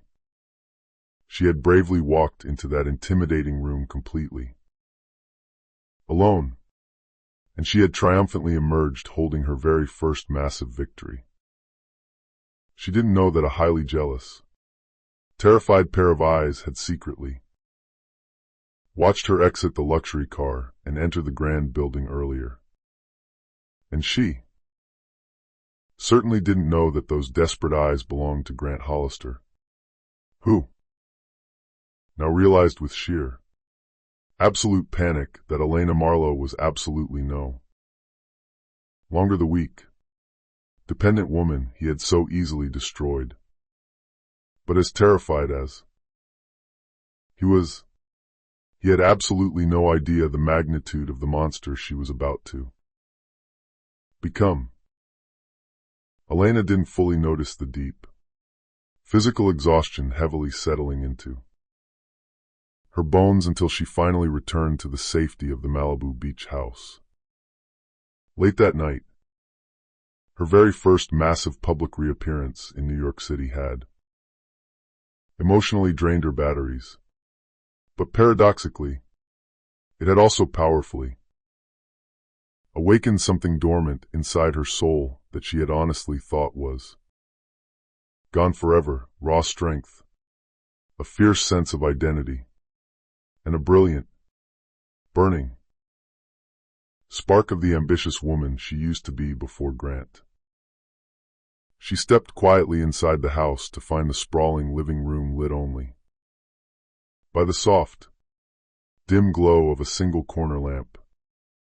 Adrian sat comfortably on the large leather couch, slowly loosening his silk tie as though he had been patiently waiting for her return in total silence. He was not impatient, simply fully present, in the exact, reassuring way he always seemed to be. "You did incredibly well today," he said with a soft, proud smile as she set her bags down. Elena let out a long, shaky breath and carefully laid her heavy art portfolio on the glass coffee table. "I'm honestly not sure how well I actually did in there. I just tried my hardest not to completely fall apart in front of them." "That is exactly the remarkable thing about you," Adrian replied, his voice a low, comforting rumble. "You constantly think that completely falling apart is your natural default state. I assure you, Elena, it isn't." She quickly looked away, absorbing the weight of his profound words. Genuine compliments still felt highly foreign to her, like wearing expensive, tailored clothes that had been made for someone else entirely. "Adrian, can we talk?" Elena asked gently, her voice trembling slightly with apprehension. Adrian hesitated for a brief second before nodding solemnly. She sat down on the chair across from him, instinctively pulling her knees close to her chest in a protective posture, mentally bracing herself for something massive that she couldn't quite name. "There's something very important I've been meaning to tell you for a long time," he began, his usually relaxed posture stiffening. "It is something about your father." Her shoulders instantly tensed. "You mentioned earlier that he trusted you. But how? Why would a man like him trust a stranger?" Adrian leaned forward, resting his elbows heavily on his knees, his hands clasped together. "Your brilliant father was fiercely negotiating a massive, multi-billion-dollar corporate merger over 2 decades ago. It was a highly strategic move that would have permanently protected his company from a vicious, hostile takeover by a rival conglomerate. I was just a very young, hungry financial analyst at the time, working directly under a senior executive who, let's just politely say, had highly questionable loyalty to the firm." "You mean he was dangerous?" Elena said softly, reading between the lines. Adrienne's heavy silence confirmed her suspicion. "One rainy night, he continued, his voice dropping, your father asked to meet with me entirely privately. He deeply suspected that someone high up inside Marlowe International was actively working against him, leaking vital secrets. He didn't know exactly who the mole was, but he firmly believed it was someone incredibly close to his inner circle." Elena's stomach violently twisted in knots. "So, he trusted you instead?" "Significantly more than I even understood at the time," Adrian admitted, looking down at his hands. "He told me he'd closely seen the meticulous way I worked. I was quiet, scrupulously honest, and operated entirely without the greedy hunger for illegal shortcuts that plagued the industry. He paused. A ghost of a smile appearing. He actually said, "People with infinite patience are significantly harder to corrupt." She swallowed hard, perfectly imagining her sharp, intuitive father making that exact, accurate judgment of character. He strictly asked me to keep a very close eye on certain highly classified financial documents, Adrian said. And then he gave me a heavily sealed envelope. What was inside it? I still don't know, Adrian answered honestly. He specifically told me it was strictly for you. Only for you to open, and only to be given to you if something terrible ever happened to him. Elena's breath completely froze in her lungs. And something did happen. Adrian nodded slowly, a dark shadow of deep regret darkening his handsome expression. The very next morning, he was gone. The official corporate story, released to the press, confidently stated it was a massive heart attack. But I saw the files. The coroner's private report never actually matched the official story. What truth? She whispered, her blood turning to ice water in her veins. The truth that he absolutely did not die naturally, Adrian said quietly, his eyes locking onto hers. Your father was specifically targeted and assassinated. The massive living room felt suddenly, terrifyingly smaller, the air growing significantly colder. Why didn't you tell me this earlier? Why wait all these years? Because when your father died, you were still just a young, innocent child. And later, when I finally found you lying broken and bleeding in that hospital room, you were absolutely not mentally ready to hear it. I adamantly refused to add another massive, bleeding wound to your soul. Elena pressed a violently trembling hand tightly to her mouth as an entirely new, massive wave of grief washed completely over her. It was deeper, older, and horribly tangled with warm childhood memories she'd long buried to survive. Adrian, she whispered, tears blurring her vision. Why on earth would someone want him gone?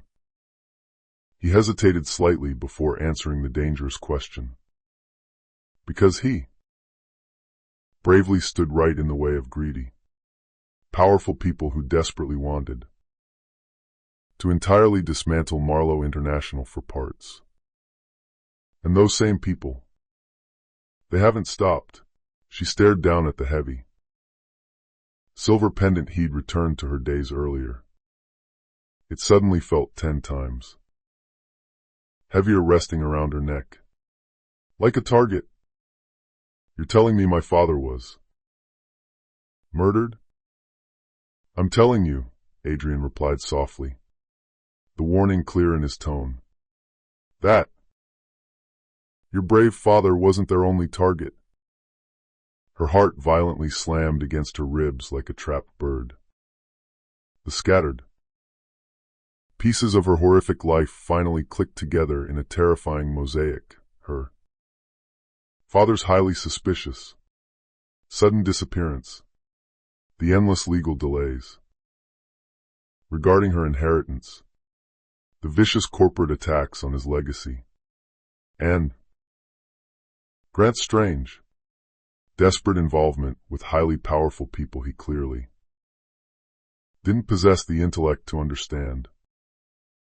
Elena, Adrian said, his deep voice incredibly steady but heavy with a dire warning.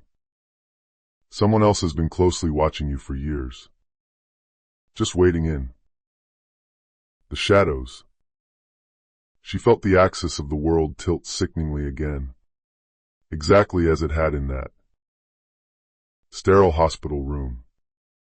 But this time, instead of her spirit breaking under the massive pressure, something deep inside her rapidly hardened into unbreakable diamond. Because now she clearly understood a horrifying truth she hadn't. Before, Grant Hollister absolutely wasn't the beginning of her immense pain. And he most certainly wouldn't be the end of it.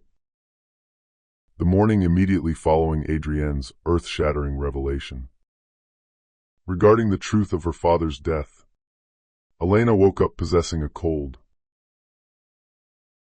sharp clarity she hadn't felt in her mind for years. The vast ocean outside her bedroom window was churning and wild, violently crashing against the jagged rocks exactly as if it were desperately trying to warn her of a massive storm rapidly approaching the shore. She dressed herself slowly, meticulously, her trembling fingers gently brushing the engraved silver pendant resting heavily at her throat. It was a silent, cold reminder of the loving father she had tragically lost, and the massive, dangerous corporate legacy she had never even asked to inherit. Adrian was already waiting patiently for her in his sprawling, wood-paneled study. The large room was completely surrounded by towering shelves of complex business journals, thick legal binders, and highly classified corporate documents she didn't yet fully understand. But she absolutely understood one vital thing now. Her father had spent his final days bravely fighting a terrifying monster, and she had been born right into the bloody middle of the war. "Elena," Adrian said, rising smoothly from his leather chair to meet her. "There is something else I urgently need to show you today." He handed her a massive, heavy, leather-bound dossier. It looked highly protected, secured with a physical lock, and officially sealed. "What exactly is it?" she asked, her palms sweating as she took the heavy weight. "It is your father's final, complete asset register. It is his true, private one. Absolutely not the heavily redacted, fake version the corrupt board of directors was shown." She broke the seal and opened it with trembling hands. The pages were densely packed. There were lists of high-profile names, massive offshore account numbers, sprawling global properties, highly lucrative tech patents, priceless art collections, and massive majority business stakes in corporations she never even knew existed.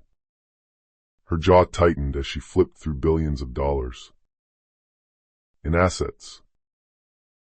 All of this massive wealth actually belonged to him. "Absolutely all of it," Adrian confirmed with a solemn nod. "And legally, right now, it all completely belongs to you." Her breath caught sharply. "But the corporate board explicitly told me years ago that the entire estate was tied up under endless legal review, that it was under heavy dispute and essentially bankrupt. They blatantly lied to your face," Adrian cut in gently but firmly. "They've been purposely, legally delaying the rightful transition of power for over a decade so they could secretly dismantle your father's massive holdings, piece by valuable piece." sell them off, absorb the profits into their own accounts, and entirely erase his legacy, Elena finished, her pulse hammering violently in her ears. And erase me. Yes. She sank heavily into a plush leather chair, staring in absolute shock at the massive financial empire she never even realized she was born into. For years, she used to truly think she had absolutely nothing to her name. She had lived with no financial safety net, possessing a name she thought meant nothing to the world, and holding absolutely no protection against the cruelty of life. But all along, completely hidden in the shadows, she had been the sole heir to something absolutely enormous and incredibly dangerous. Why didn't they just come after me earlier and kill me, too? She murmured, trying to process the sheer scale of the deception. Because they simply didn't need to, Adrian said, leaning against the massive desk. Your life was incredibly small, very quiet, and completely unthreatening to their operations. They arrogantly assumed you'd just stay that way forever. Her chest violently tightened with a potent, explosive mix of burning anger and sudden, sharp vindication. So that was exactly why the arrogant Grant had always treated her like she was absolutely nothing. He hadn't even known the incredible truth about who he was sleeping next to. He had callously thrown her away like garbage without even realizing he was casually discarding the very exact thing he worshipped most in the entire world: unimaginable money, absolute power, and a legendary legacy. Adrian stepped closer to her chair, significantly lowering his voice to a serious murmur. Elena, you need to understand that legally taking back Marlowe International won't be simple or peaceful. These corrupt people have massive global influence. They have armies of ruthless lawyers, corrupt politicians on payroll, and massive media conglomerates in their back pockets. They've spent long years carefully maneuvering the core of the company entirely away from your family's control. But it is mine, she whispered, her hands balling into tight fists. It is, and you absolutely can reclaim it. But not without a massive, bloody fight. Her dark gaze sharpened into something lethal. Then I will fight them. The raw, unyielding conviction in her own voice completely surprised even herself. Adrian studied her face carefully, the corner of his lips lifting slightly, not in mild amusement, but in profound, genuine admiration of her sudden evolution. There's something else, he said, reaching into his pocket.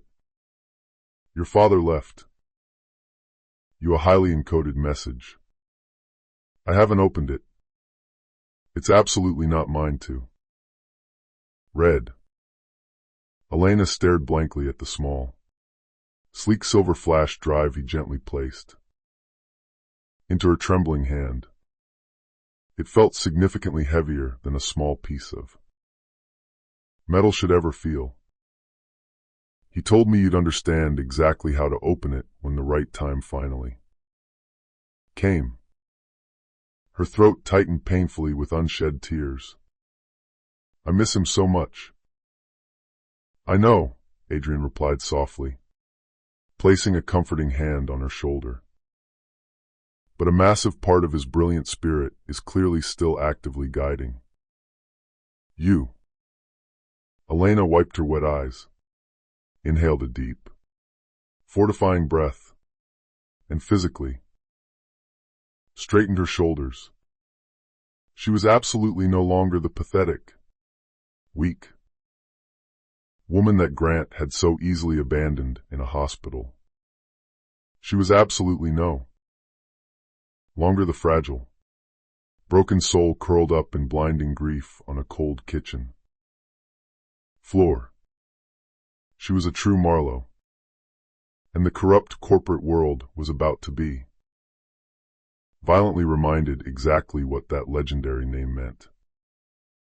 Adrian reached for the desk and handed her one last, thin black folder. This is the highly classified list of the specific board members and operatives who actively betrayed your father. Elena flipped the dark cover open and instantly froze. Because there, sitting near the bottom of the printed list of traitors, was a name she recognized. Instantly, a name that made her blood boil. Grant Hollister. Her cruel ex-husband had been actively involved in the conspiracy all along. The massive study spun dizzily around her, her breath catching painfully in her throat, and Elena realized with horrific clarity that she hadn't just been a casually abandoned wife. She had been an actively hunted target. Elena stared down at Grant's name printed in black ink on the list. The stark letters violently blurring as a wave of absolute disbelief surged through her nervous system. Of all the horrific betrayals she had endured over the last few years, this specific one felt the most surgical and deeply evil. Grant wasn't just a cruel, neglectful husband or a selfish, weak man completely blinded by his own corporate ambition. He had been actively connected to the very criminal network that aggressively destroyed her father's massive empire long before she ever even met him in that Brooklyn art gallery. Adrian watched her reactions carefully, his eyes full of concern. I didn't want to show you that specific page until I knew you were emotionally strong enough to handle the blow. She swallowed hard, forcing down the bile rising in her throat. How deeply involved was he in my father's death? Adrian exhaled a long breath. Grant was absolutely not important or smart enough to make any of the major, lethal decisions. But he was incredibly ambitious and desperate enough to perform illegal favors, eagerly deliver highly classified messages, and quietly gather sensitive information. Your father heavily suspected someone inside was leaking highly confidential internal plans to his rivals. We never knew exactly who the courier was. Now, Adrian gestured toward the open folder. We do. Elena felt freezing cold. She had legally married her beloved father's enemy, completely without knowing it. She had deeply loved him, implicitly trusted him with her life, and proudly carried his unborn child. What exactly did he get in return for his treason? She whispered, her voice hollow. Financial support, elite access, a powerful foot wedged in the door of high society, Adrian explained grimly.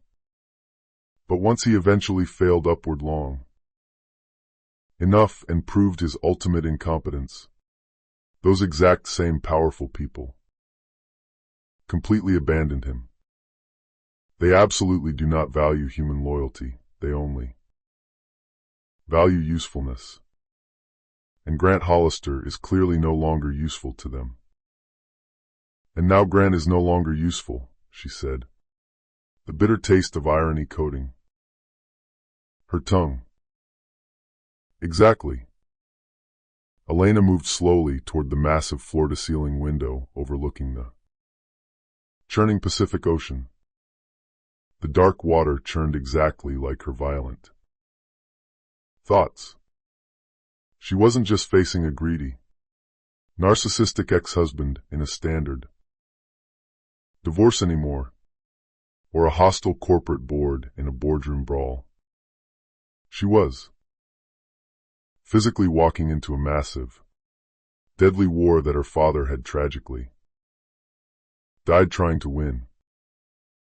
What happens next? She asked quietly, her reflection staring back at her in the glass.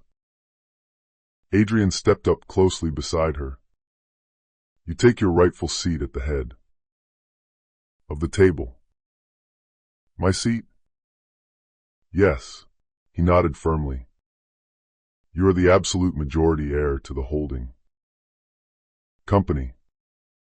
Once you officially and publicly announce your legal claim, the corrupt board cannot legally block you without entirely exposing their massive fraud and corruption to federal regulators.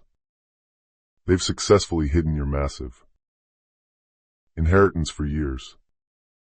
They absolutely won't expect you to have the courage to fight back. Elena's pulse quickened with adrenaline. And if I do fight them, then the entire global corporate landscape violently shifts. That very afternoon, operating with military precision, Adrian arranged a highly private, secure meeting with the few remaining powerful allies her father had once deeply trusted.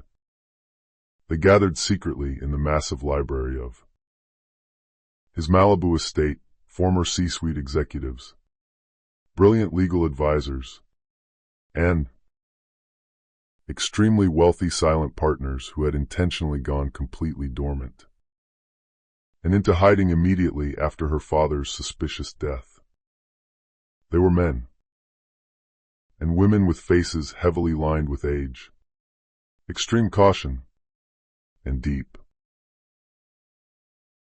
long-buried loyalty to the Marlowe name. When Elena finally entered the grand room, they all stood up in unison as one unified front. She hesitated, overwhelmed by the sudden show of intense respect. Please, sit down. I'm not here to make anyone bow to me. A sharp-eyed woman with elegant silver hair shook her head softly. We stand today because the rightful heir has finally returned to lead us. Elena felt something tight, an emotional catch in her throat. They aggressively reviewed thousands of documents late into the dark evening, clearly forged internal memos, massive, hidden offshore bank transfers, and highly illegal shell contracts, all tied directly to Loretta Collins and her sprawling, evil network of corporate opportunists. Grant's specific role was relatively small, but undeniably pivotal. He had unknowingly delivered a highly classified legal document that ultimately enabled the corrupt board to permanently freeze massive parts of your father's liquid estate, Adrian said, pointing to a signature on a ledger. He likely didn't even know what he was physically handing over to them, but he absolutely didn't care either, as long as he got paid. That blatant, willful ignorance is exactly what makes him so pathetic and dangerous. Elena closed her exhausted eyes. The horrific memory of the sterile hospital, the cold divorce, the traumatic loss of her innocent baby, his unfathomable cruelty, and now this, a massive betrayal deeply rooted in greed years before she ever even knew his name. When the intense strategy meeting finally ended near midnight, Adrian placed a warm, heavy hand on her tired shoulder. Elena, officially claiming control of Marlowe International tomorrow, will instantly put a massive, lethal target on your back. Are you truly completely ready for what comes next? She slowly lifted her chin, her voice ringing steady and clear in the quiet room. I am completely done being the one hunted. It's time they finally learn exactly who I am. The very next morning, she stood confidently before a massive full-length mirror, wearing a stunning, impeccably tailored navy blue power suit.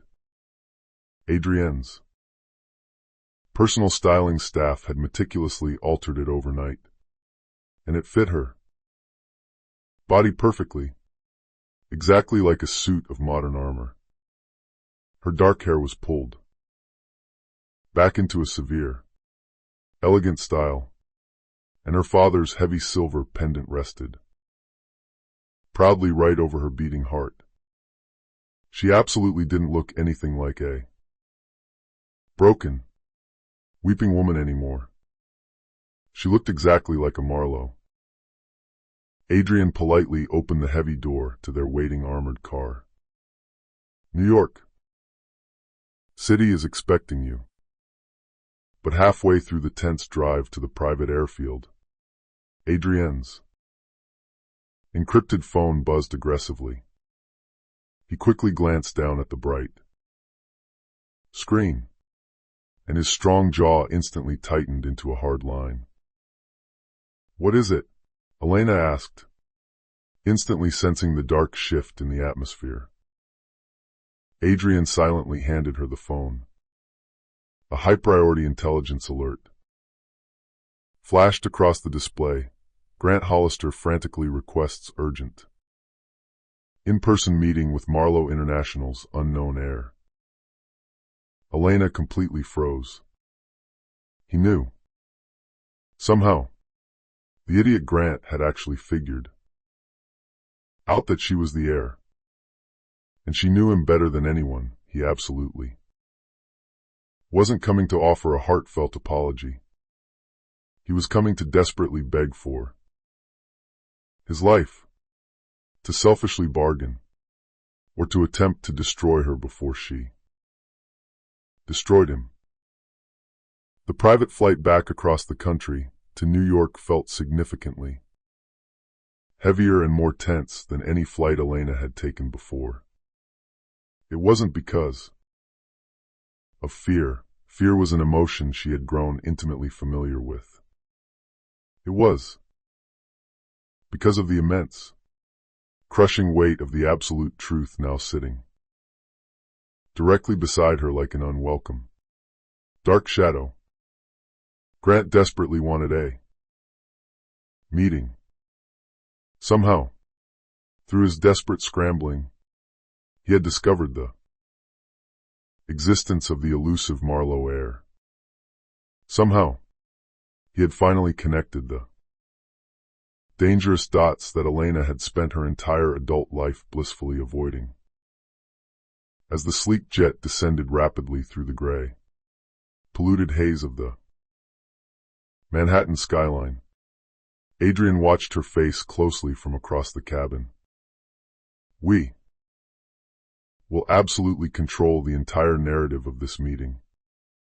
You won't get within 20 feet of your legal team unless you explicitly allow it. Elena nodded slowly, though her stomach violently twisted into nervous knots. She knew Grant's psychology intimately. He absolutely never sought out meetings with powerful people unless he wanted something desperately, or unless he was absolutely out of his mind terrified, but hiding beneath the surface anxiety of facing her abuser. Another far darker thought clawed relentlessly at her mind. The traitorous list. The massive, decades-long betrayals. The corrupt people who had let her beloved father die. Alone. And sitting right at the absolute center of that evil web. The person whose name appeared more than once in the dossiers, Loretta Collins. Immediately after landing on the tarmac, Adrienne's security team whisked her straight to a highly secured private command office in Midtown Manhattan.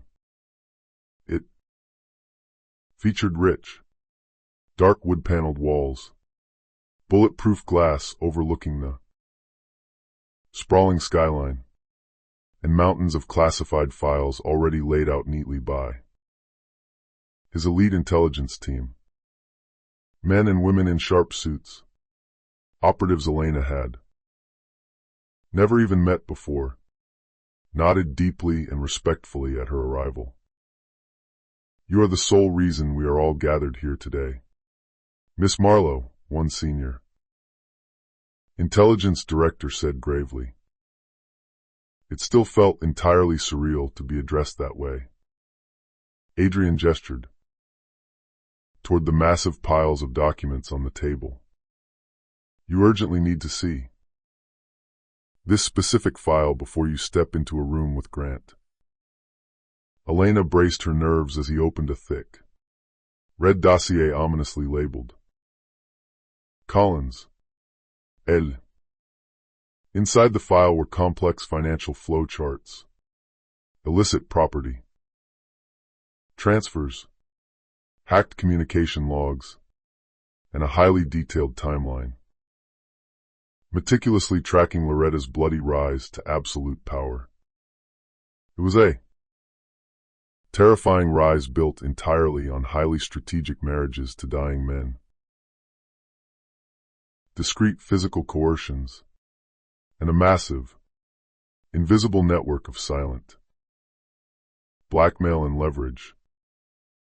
But then, Adrienne slowly flipped to a specific page that made Elena's blood run absolutely cold in her veins. It was a grainy, black and white surveillance photo of her father, Charles Marlowe, standing intensely beside a much younger Loretta Collins.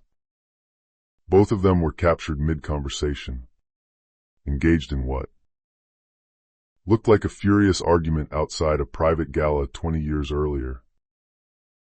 "That's impossible," Elena whispered, tracing her father's face. "He never once mentioned her name to me." "He absolutely wouldn't have," Adrienne said quietly, his voice tight. "They weren't business partners, Elena. They were bitter, mortal adversaries." He pointed to the typed intelligence caption at the bottom of the report. "Your father was aggressively using his leverage to block her massive, illegal acquisition of a Manhattan land portfolio. She absolutely needed him dead and gone to move her plans forward." The secure room fell dead silent. Elena's chest constricted painfully, making it hard to breathe. "You're saying she had something directly to do with his death?" "We strongly believe she orchestrated the immense, coordinated pressure campaign that ultimately led to his fatal heart attack," Adrienne replied, his expression dark.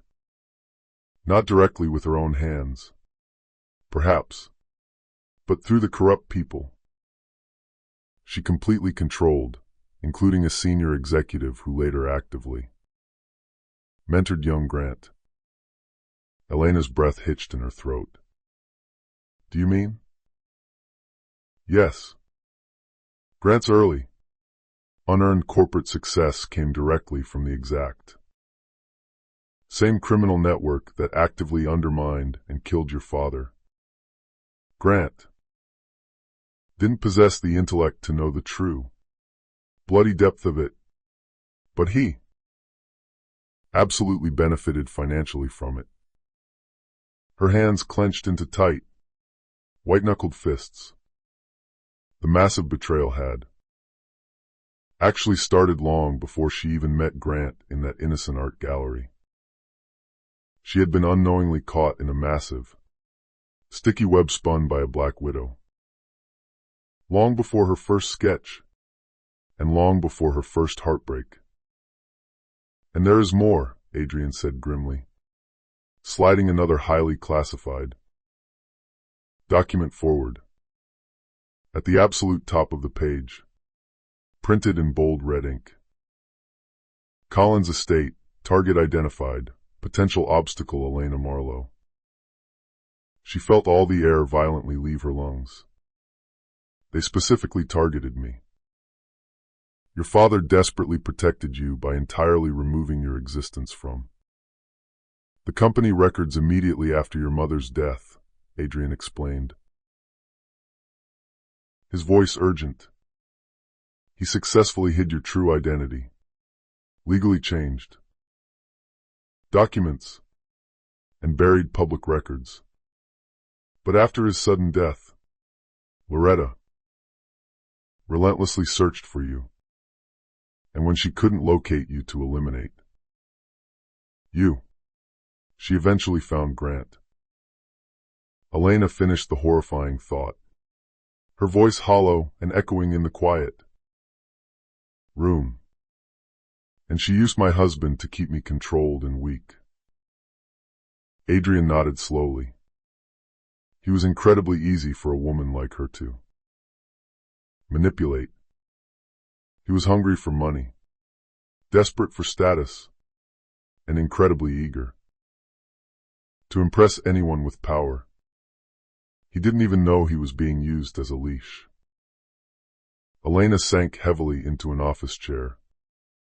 The expensive carpet was incredibly soft beneath her feet, but the room offered absolutely no comfort. So, Grant wasn't just a cruel, abusive husband, she whispered, tears of rage pricking her eyes. He was just a pathetic pawn.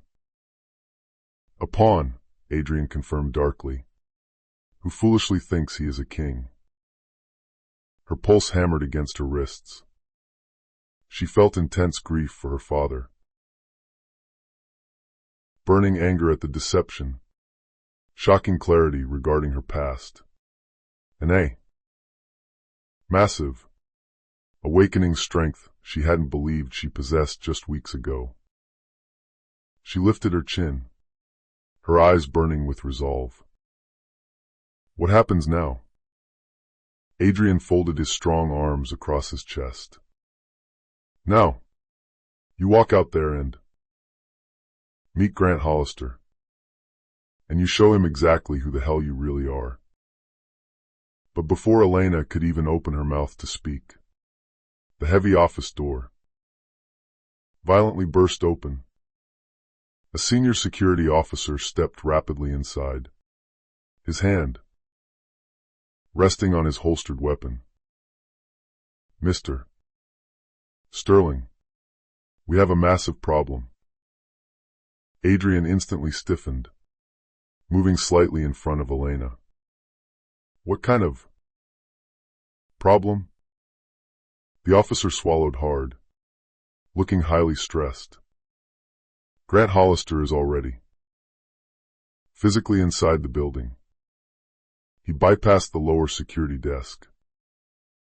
And as Elena's heart slammed violently against her ribs in shock, the officer finished his sentence, and he absolutely isn't alone. Grant Hollister pacing frantically back and forth in the grand marble lobby of the Sterling Tower was a pathetic sight absolutely no one expected to see. His expensive designer suit, once meticulously pressed and sharp, was deeply wrinkled and stained with sweat. His perfectly styled hair looked exactly as though he'd been violently combing it with his trembling fingers in a blind rush of panic. The thick layer of false confidence he used to wear every day like a tailored coat had completely cracked and shattered, fully revealing the frantic, terrified, small man hiding beneath it. When the gold elevator doors finally slid open with a soft chime, and Elena confidently stepped out, completely surrounded by a wall of Adrienne's elite security team, Grant froze in his tracks. His breath caught audibly in his throat, and his bloodshot eyes widened to the size of saucers, exactly as if he were looking at a literal ghost. And in some profound ways, he actually was. The powerful, commanding woman standing firmly before him was absolutely nothing like the weak, weeping Elena he had so easily abandoned in the hospital. Her posture was incredibly strong. Her dark gaze was completely steady and lethal, and her physical presence was undeniably commanding. She radiated pure power. "Elena," he breathed, his voice cracking as he took a desperate step toward her. She immediately raised a single, authoritative hand. "Stop right there." Grant halted instantly, as if he had hit a brick wall. His Adam's apple bobbed aggressively as he swallowed dryly. I didn't know. Elena, I swear to God I had absolutely no idea you were a Marlowe." She finished his sentence with a voice as cold as liquid nitrogen. "No, Grant. You didn't know. Because you never once cared enough about me to actually bother asking who I really was." Adrian smoothly stepped up close beside her, his stance highly protective but carefully measured, radiating a quiet, lethal threat.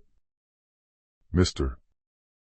Hollister, whatever hidden agenda or threat you foolishly brought into my building ends right now. You demanded a meeting with the heir. Speak your piece and leave." Grant's panicked eyes darted wildly between Elena and Adrian, raw terror visibly flickering just beneath the surface of his sweating skin. "They're coming after me," he said in a rushed, frantic whisper, glancing over his shoulder at the glass doors. "Loretta's people. They firmly think I know highly classified things. They think I'm secretly connected to you and your wealth. I need immediate physical protection." Elena blinked, staring at him in sheer, unadulterated disbelief. "You came here to beg for protection? From the exact same woman you so happily betrayed me with?" Grant flinched physically, exactly as if she had slapped his face. "It wasn't like that. She tricked me, and neither was." Elena stepped closer to him, her sharp heels echoing loudly like gunshots across the polished marble floor. "You left me bleeding alone in a hospital bed. Grant. You coldly told me over the phone that losing our unborn baby was just a sign. And now you have the absolute audacity to stand here and demand my help." Grant's mouth opened and closed like a dying fish, but absolutely no words came out. He looked incredibly desperate, incredibly small. He was a pathetic man, entirely stripped of every single grand illusion he had ever built around his mediocre self.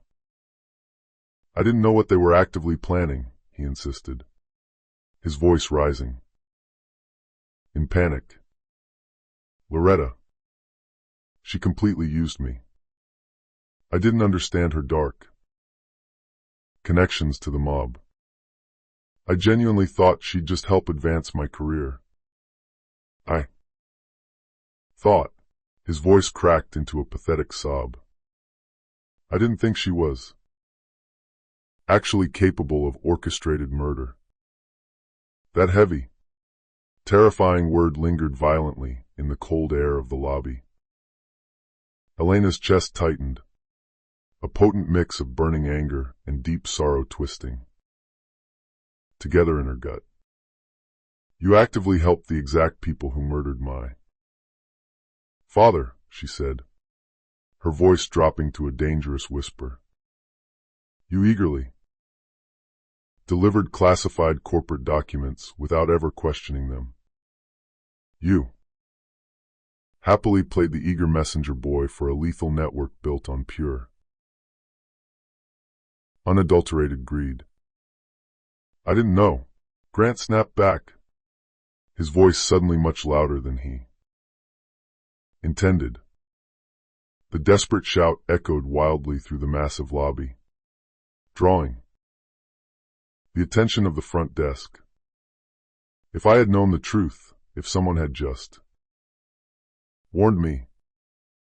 You were warned, Elena cut in, her voice booming with an authority that shocked him into silence. You were warned every single time you arrogantly dismissed my father's legacy. Every single time you treated me like I was absolute nothing.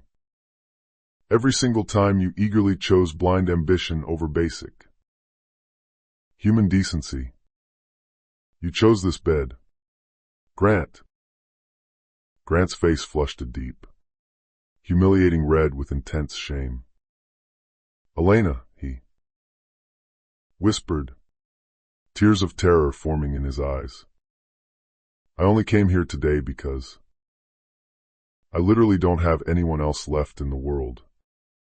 Loretta violently turned on me.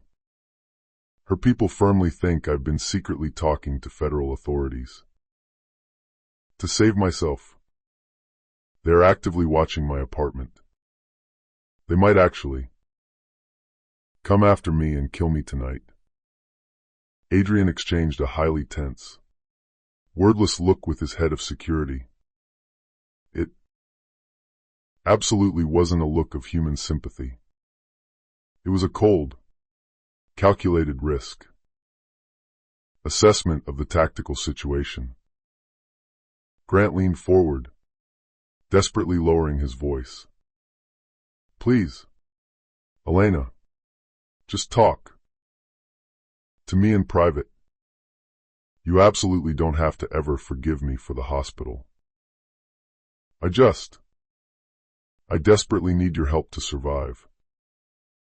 Looking at the trembling, sweating mess of a man before her, Elena felt something highly unexpected bloom in her chest, a tiny, fleeting flicker of pure pity.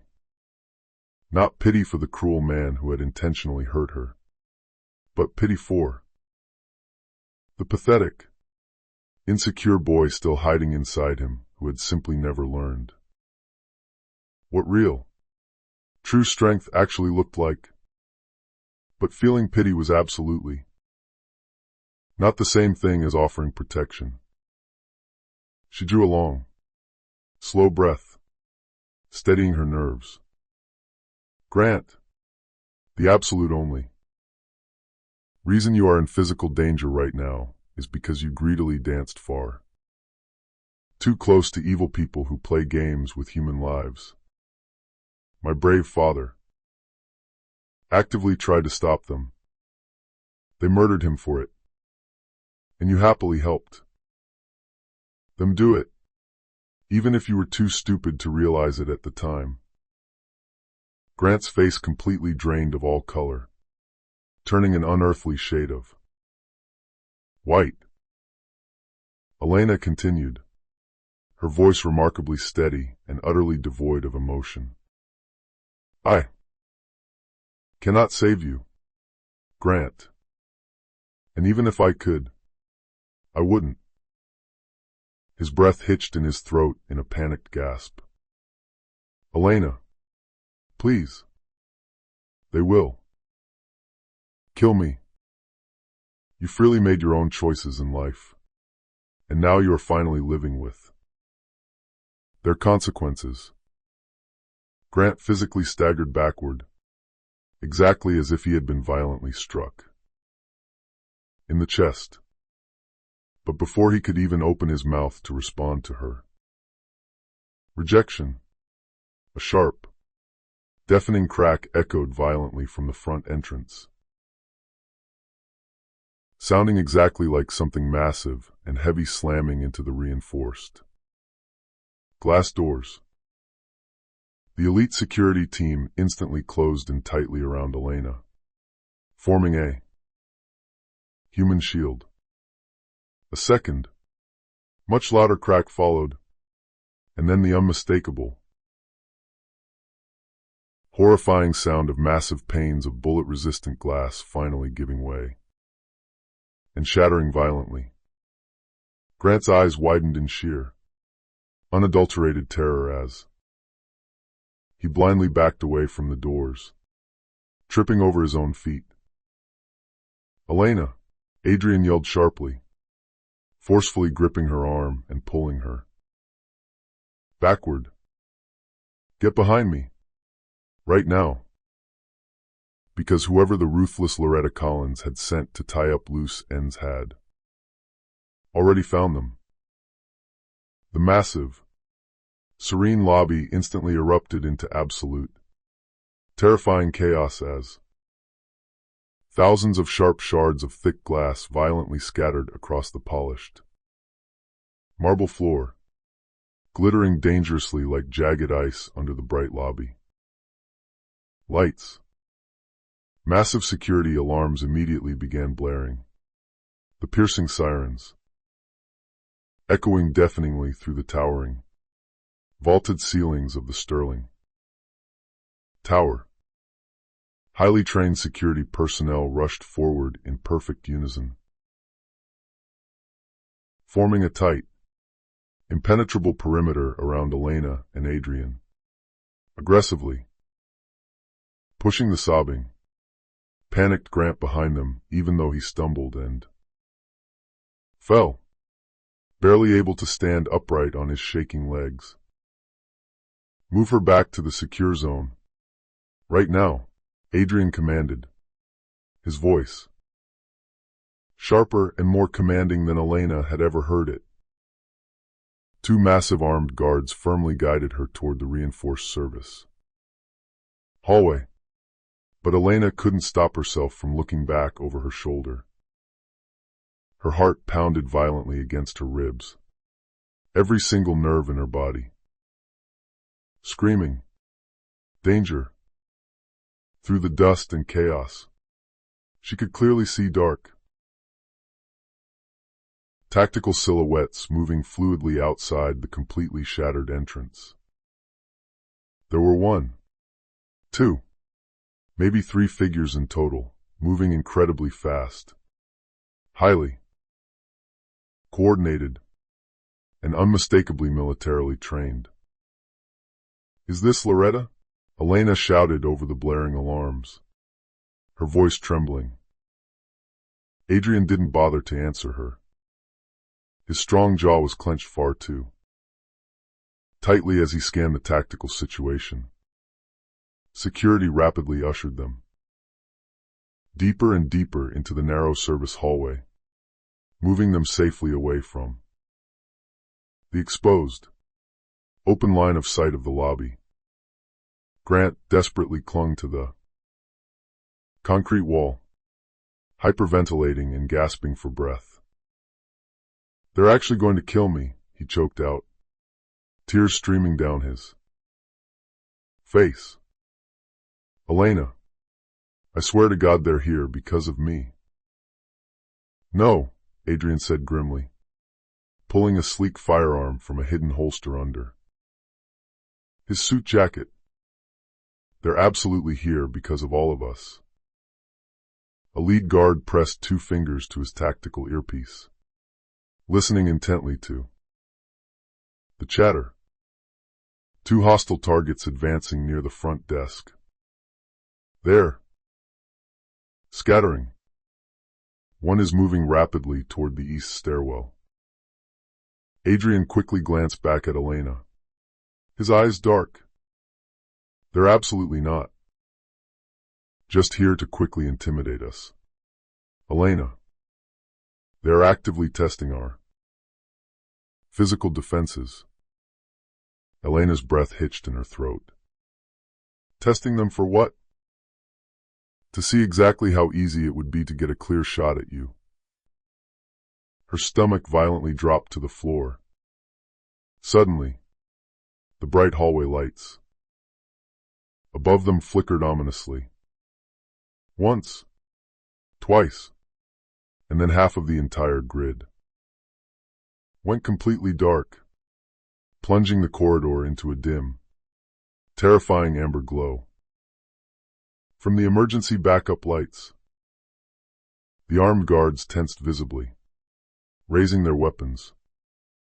They just cut the main power grid to this specific floor, one guard muttered into his radio. Sir, they are significantly better funded and equipped than we initially thought. Grant slid pathetically down the concrete wall until he hit the floor, his hands desperately covering his weeping face. This is completely insane. Loretta was never, ever like this.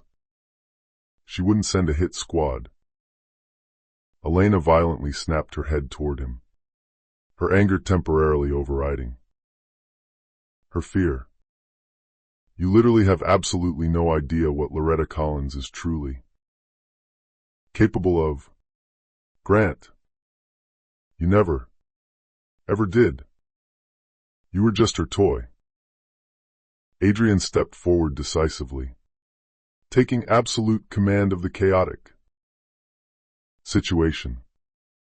We are moving immediately to the secure emergency elevator. It's hardwired directly to a completely isolated backup generator. The elite security team began aggressively ushering them down the dark hall even faster, their high-powered weapons drawn and sweeping the shadows.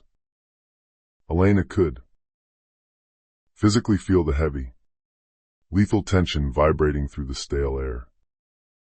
Every single echoing footstep felt exactly like a ticking countdown to a bomb.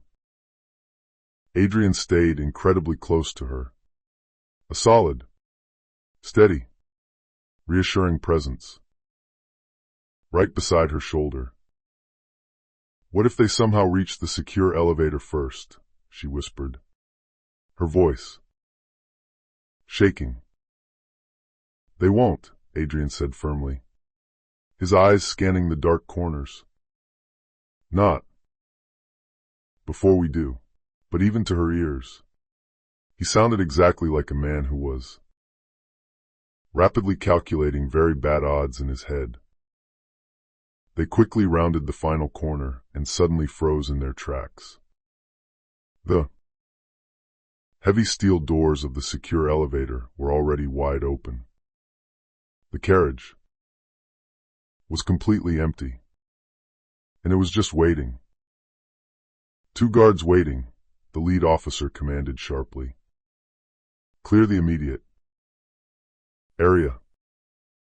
Another brave guard moved incredibly slowly toward the open elevator carriage, aiming his weapon and methodically scanning its dark interior.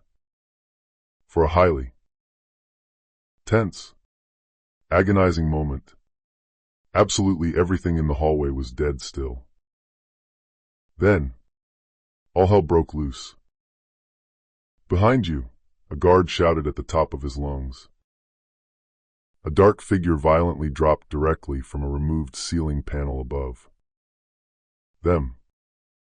He was incredibly fast, entirely silent, and absolutely ruthless. The brave guard standing closest to the elevator heroically tackled the tactical intruder in midair before he could even reach Elena, violently slamming him hard to the concrete ground. A brutal, bloody struggle immediately erupted, fists flying, elbows cracking bone, and heavy weapons clattering loudly against the hard floor.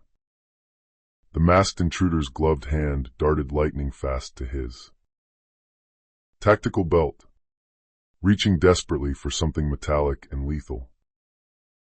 "Gun!" someone yelled in a panic. "Take him down now." Adrian instantly grabbed Elena by the waist, forcefully pulling her entirely behind his own body as a human shield as the lead guard delivered a swift, brutal, disabling strike to the intruder's neck. The attacker instantly collapsed to the floor, completely unconscious, breathing incredibly hard, his adrenaline spiking. The lead security officer turned to Adrian. "Sir, we need to completely evacuate this building right now. They've compromised the perimeter."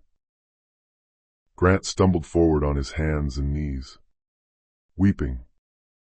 Where the hell are we supposed to go?" Adrian didn't even bother to look down at him. "We're going somewhere. Loretta's highly paid people absolutely cannot reach us." Elena stared at his profile, deeply confused by the statement. "What place is that?" Adrienne's dark eyes held a profound, heavy truth he hadn't yet spoken out loud. "A highly classified property your father legally left specifically to you. It is completely hidden, totally untouched, and has been hermetically sealed until the day you were finally ready." Her pulse quickened dramatically. "Ready for what, Adrian?" He finally met her gaze, the massive weight of the bloody past and the terrifying future violently colliding in his eyes. "Ready to finish exactly what?" he started. Grant inhaled sharply. Pure, unadulterated fear slicing across his tear-stained face. "You're absolutely not leaving me here alone. They will slaughter me." Elena turned toward him incredibly slowly, looking down at the man who had destroyed her life. "You made your selfish choices years ago, Grant. It's your turn to live with them." But before she could even finish her damning sentence, a massive, distant explosion violently shook the foundation of the building. The blast was violent, enough to rattle the concrete floor beneath their feet and send dust raining down from the ceiling. Adrian forcefully grabbed her arm. "Elena, run!" Because whatever hell Loretta Collins had just unleashed on the building was only the very beginning of the war. The massive explosion violently reverberated through the very bones of the sterling tower like a physical pulse of thunder. It violently rattled the reinforced glass, aggressively shook the overhead light fixtures, and sent a thick, choking burst of white drywall dust blasting through the ventilation shafts. Elena's heart hammered frantically against her ribs as multiple emergency alarms screamed deafeningly above them in a chaotic symphony of panic. The red emergency lights flickered erratically, painting the dark hallway in sharp, bloody flashes of crimson.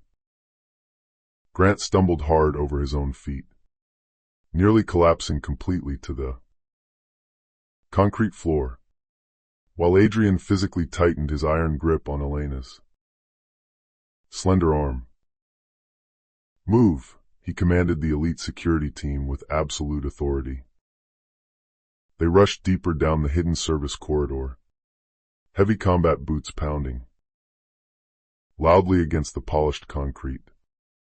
Thick, acrid black smoke was already beginning to drift slowly from the far end of the massive building. Over the blaring sirens, Elena could hear distant, panicked shouts, the frantic, static crackle of police walkie-talkies, and the deep, guttural hum of massive backup generators desperately trying to kick in and restore power. "Where exactly are we going?" she shouted breathlessly over the deafening noise. "Sublevel access and trance," Adrian replied sharply, not breaking his rapid stride. "Your brilliant father secretly built an entirely independent bunker system directly under the city grid. Only a tiny handful of highly trusted people even knew it existed." Grant, wheezing heavily, dragged himself behind them. Why the hell would a real estate developer secretly build a doomsday bunker under Manhattan? To completely hide the incredibly valuable things he absolutely didn't want the corrupt board to steal from him, Adrian answered sharply, glancing back, including his true heir. Elena physically felt the massive weight of those profound words settle onto her shoulders, feeling significantly heavier than the antique silver pendant resting at her throat. Her brilliant, loving father had always known, even years ago, that she might desperately need a highly secure way out, a way to completely disappear off the grid, a way to simply survive the wolves. When they finally reached the heavily fortified sublevel checkpoint, 2 heavily armed guards rapidly unlocked a massive, reinforced steel blast door. Beyond the heavy steel, a steep, raw concrete stairwell spiraled endlessly. Downward, it was freezing cold, incredibly narrow, and echoing with the sound of dripping water. Grant desperately clutched the rusted metal railing as they descended rapidly into the dark. "Elena, please, I am begging you. Don't leave me behind," he sobbed pathetically. "I swear to God I didn't know what Loretta was doing with the mob." Elena didn't slow her rapid pace down the stairs for even a second. "No, Grant. You just never cared enough about anyone but yourself to actually ask." At the absolute bottom of the spiraling stairwell, another massive door awaited them. This one was significantly older, much thicker, and prominently marked with the ornate Marlowe family crest, which was half erased by decades of time and dampness. Adrian swiftly entered a highly complex 20-digit passcode onto a dusty keypad, then firmly pressed his palm flat against a biometric scanner. The massive steel door finally unlocked with a heavy, metallic groan that echoed loudly in the small space. Inside the hidden bunker was a long, vast corridor completely unlike anything Elena had ever expected to see. Row upon row of heavy industrial lights hummed loudly overhead, flickering to life as they sensed motion. The concrete walls were lined endlessly with rows of heavy steel filing cabinets, hermetically sealed wooden crates, towering stacks of old computer servers, and hundreds of archive boxes meticulously labeled with dates stretching back for decades. It was a literal, physical vault of dark corporate secrets. It was her family's hidden, indestructible spine. Her breath caught in awe. My father actually built all of this by himself? He simply didn't trust the corporate board to protect his legacy, Adrian said, walking her down the hall. So, he secretly built a completely secondary, untraceable headquarters directly beneath their feet. The long, dusty hallway finally ended in a massive, vaulted chamber featuring a long, solid oak conference table sitting at its exact center. It was entirely dusty and completely undisturbed, a silent, waiting ghost of the bloody past. Adrian motioned to a heavily sealed, highly advanced metal briefcase sitting squarely on the center of the table. This is exactly why we had to come down here. What's inside it? She whispered, almost afraid to know. Your father's absolute final, ultimate directive to you. He heavily encoded it, so that absolutely only you could physically unlock it. But before Elena could even formulate a response, a massive, terrifying crash sounded from the corridor directly behind them. The heavy stairwell blast door shuddered violently on its hinges, the sound echoing exactly like a medieval battering ram striking a castle wall. Grant's face went entirely pale, his knees visibly shaking. Oh my God!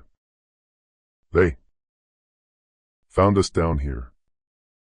Adrienne's elite security team instantly drew their high-powered weapons, taking up tactical defensive positions around the chamber. Sir, we urgently need to move her to the secondary extraction tunnel right now, the lead guard shouted. But Adrian stood firmly by the table, shaking his head. No. She deserves to finally hear exactly what her father left for her. He gently gestured for Elena to take her silver pendant and place it directly into a small, perfectly shaped indentation on the top of the metal case.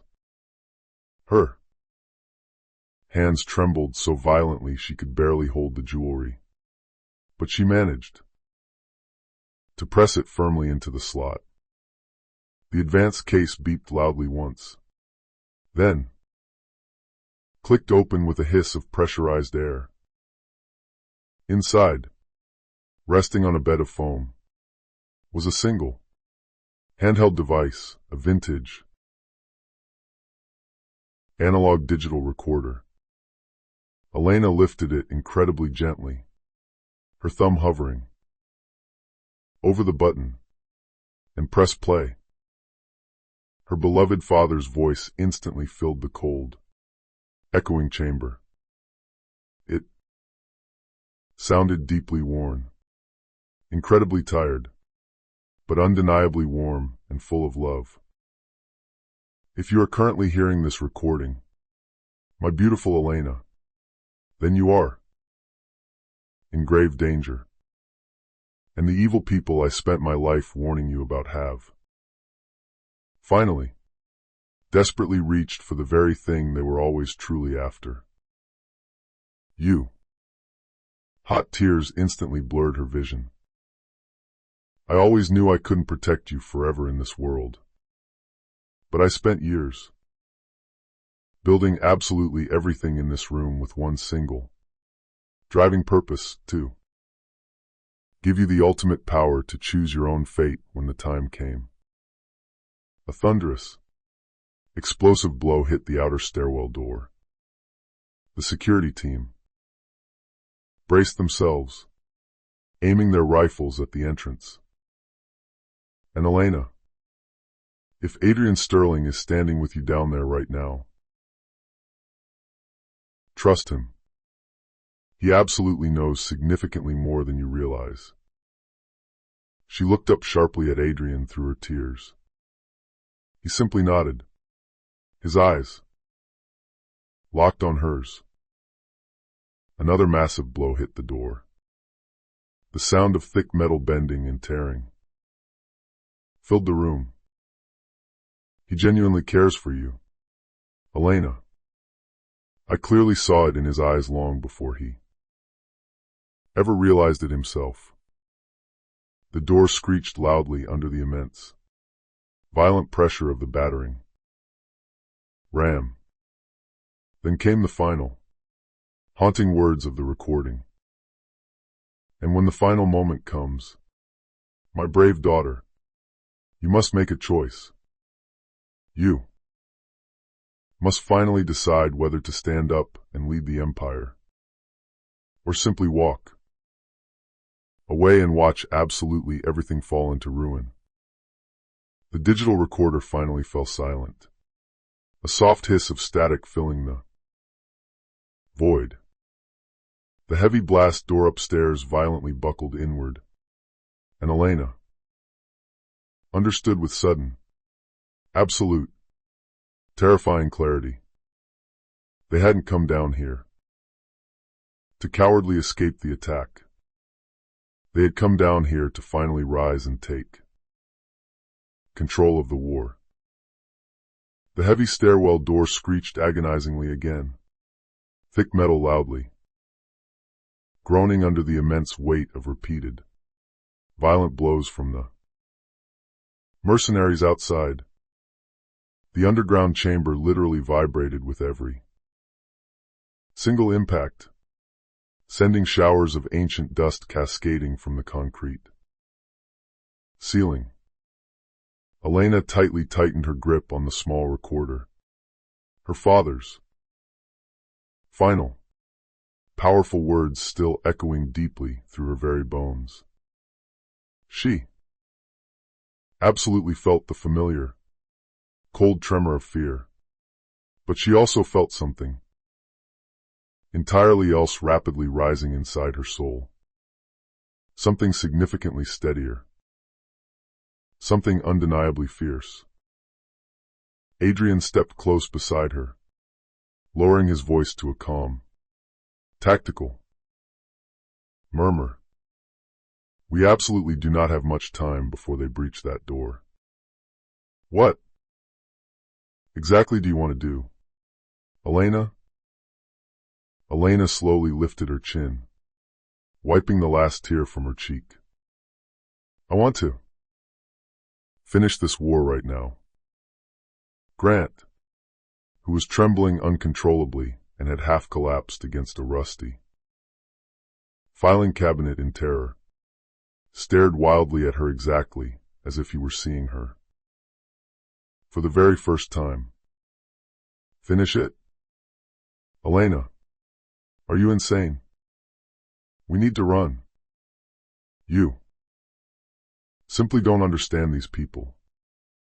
They will brutally kill absolutely anyone who stands in their way. Elena turned toward Grant incredibly slowly, her expression completely devoid of mercy. I am done running from the people who murdered my father. But they will come for you, he insisted, sobbing. They already have, she replied coldly. Another massive slam hit the heavy door. This one successfully bent the upper steel hinge inward. The elite guards quickly repositioned themselves, taking cover behind the metal tables with their weapons raised and aimed at the choke point. Adrian pointed directly to a massive, dusty computer console built into the side wall of the vault. Your brilliant father designed massive, global fail-safes into this underground facility. There is a highly encrypted communication system wired in there that entirely bypasses the public internet. Grid. If you truly want to publicly expose the corrupt board or Loretta Collins to the world, we can instantly broadcast absolutely everything we know to every single division, office, and shareholder of Marlowe International simultaneously. Elena's pulse quickened with realization. And they won't be able to intercept or bury the feed. No, Adrian said firmly, a fierce light in his eyes. Not if the broadcast message comes directly from the rightful, verified heir. Grant let out a pathetic, strangled sound from the floor. Elena, please, don't do this. If you publicly reveal yourself to the world, Loretta will just come after you even harder. And she'll come after me, too. Elena simply stared down at him. Her expression was quiet, but it was incredibly cutting. Grant, Loretta absolutely isn't hunting you down because of your connection to me. She's hunting you down like a dog because you are a liability who entirely failed her. He went completely silent, burying his face in his hands. The heavy stairwell door finally buckled completely inward, the massive, industrial lock breaking with a loud snap. A brave guard braced his shoulder heavily against the bending metal, frantically shouting for tactical reinforcements through his static-filled radio. Adrian pointed urgently toward the blinking console. It is entirely your choice to make, Elena. Your father built this specific room for you. Entirely. For this exact moment. Elena stepped boldly forward, her hand hovering confidently over the large, glowing activation switch. For long, miserable years, she had allowed abusive men and greedy people to write her life story. Grant, the corrupt board, the dark shadows surrounding her father's death. She had lived small, quiet, and completely invisible just to survive them. But no more. She slammed her hand down and pressed the switch. A loud, electronic hum instantly filled the chamber as the massive console lit up brightly, projecting her father's beautiful family crest in glowing blue light across the far wall.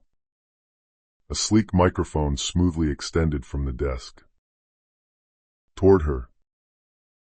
Elena, Adrian said softly, standing proudly beside her. Once you speak these words into that microphone, there is absolutely no going back to your old life. She inhaled deeply, filling her lungs with air, then leaned closely toward the mic. This is Elena Marlowe, she began. Her voice was shaking slightly at first, but she quickly found her steel. I am the daughter of Charles Marlowe, and I am the true legal heir to Marlowe International. Across the globe, on the highly secure, unhackable corporate network, thousands of screens simultaneously activated in executive offices across New York, Los Angeles, London, Tokyo, and Hong Kong. Wealthy executives looked up in shock from their board meetings. Corrupt managers froze mid-conversation. Guilty board members paled drastically as the terrifying recognition dawned on them. For entirely too long, My beloved father's massive legacy has been deeply corrupted by greed, Elena continued, her powerful voice projecting and growing, stronger with every single word. He was brutally betrayed by those who stood closest to him. And now, those exact same evil people have actively tried to erase me from existence. Adrian watched her profile with something looking exactly like pure, unadulterated awe. I am officially broadcasting today to tell you, she said, her voice ringing with absolute authority, that the Marlowe family will no longer remain silent in the shadows. I will legally claim my rightful seat at the head of this company. And absolutely anyone who attempts to stand in the way of total transparency will publicly answer for exactly what they have done. The exact moment she ended the global transmission, the alarms blared even deeper underground. A guard shouted in warning. They fully breached the stairwell. The massive steel door finally tore completely open with a screech of tearing metal. Highly armed, masked figures instantly stormed into the room. Their tactical rifles raised. Adrian immediately stepped fully in front of Elena, his voice low, commanding, and deadly. Stay entirely behind me. But as the heavily armed attackers violently flooded into the chamber, their weapons locked on the targets, something highly unexpected happened. They abruptly stopped. Every single one of the hardened mercenaries froze in their tracks. They weren't staring at Adrienne's weapon. They weren't staring at the elite guards. They were all staring directly at Elena. Because now that she had successfully and globally announced her true identity to the entire corporate and financial world, Elena Marlowe absolutely wasn't just a simple, anonymous target to be quietly eliminated in a basement anymore. She was a globally recognized billionaire CEO. She was the ultimate threat. For a long, highly tense moment, the underground chamber was completely frozen. In time, the attackers stood staring at Elena, their tactical weapons half raised, deep uncertainty visibly crackling through the room like static electricity. Her global announcement had violently changed absolutely everything regarding their mission parameters. She was no longer a hidden, helpless heir or a grieving, weak woman. She was a famous name backed by a multi-billion-dollar global empire, a name that carried massive international, legal, and financial consequences. Actively assassinating her now, minutes after a global broadcast, would instantly ignite a massive corporate and federal war that absolutely none of these hired guns were prepared to face or survive. One of the lead masked men finally, slowly lowered the barrel of his weapon. First, stand down, he ordered the others in a gruff, tense voice. We were strictly told the target was a highly anonymous liability. We were absolutely not told that she was the actual head of Marlowe. His voice actually shook slightly, even hardened. Black market mercenaries greatly feared the kind of limitless financial power and federal retaliation her father's legacy could easily unleash upon their heads.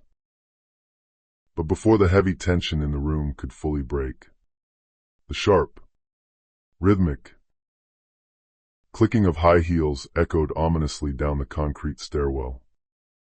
The footsteps were heavy, incredibly confident, and terrifyingly familiar to Grant. Loretta Collins slowly and elegantly stepped through the ruined doorway into the chamber. She wore a perfectly tailored, incredibly expensive black cashmere coat and dark leather gloves. Her sculpted expression was entirely poised, completely untouched by the violence and chaos surrounding her. The heavily armed intruders immediately parted to make way for her, exactly as though she were a dark, ruling queen. She casually surveyed the dusty underground vault with a look of quiet, amused admiration. "Well," Loretta said, her voice smooth and dripping with venomous condescension. "Charles always did have a terrible flair for overly dramatic architecture." Elena felt absolutely every single muscle in her body tighten into stone. "You have absolutely no legal right to be down here." Loretta offered a chilling, predatory smile. "On the contrary, my dear girl, I have possessed every right to completely control your father's empire long before you were even old enough to truly understand what he had built." Adrian stepped aggressively forward, firmly positioning his large frame directly between Elena and Loretta. "This all ends tonight, Loretta. Have your hired men stand down and leave." "No, Adrian," Loretta replied smoothly, tilting her head slightly like a curious bird of prey. "This absolutely does not end tonight. It merely changes its shape." Her cold eyes flicked briefly to the vintage digital recorder still resting in Elena's hand. "So, you finally heard the pathetic truth from the dead man himself," Loretta went on, stepping closer. "Charles always suspected me of moving against him. He always did have sharp instincts, but he tragically never realized exactly how deeply his closest, most trusted allies had actually betrayed him." Elena's jaw clenched so hard her teeth ached. "You murdered him." Loretta's dark, painted lips curved upward, not into a smile, but into a brazen, arrogant confession. Massive influence can kill a man just as effectively as a cheap bullet can, my dear. Intense pressure, extreme corporate stress, total social isolation.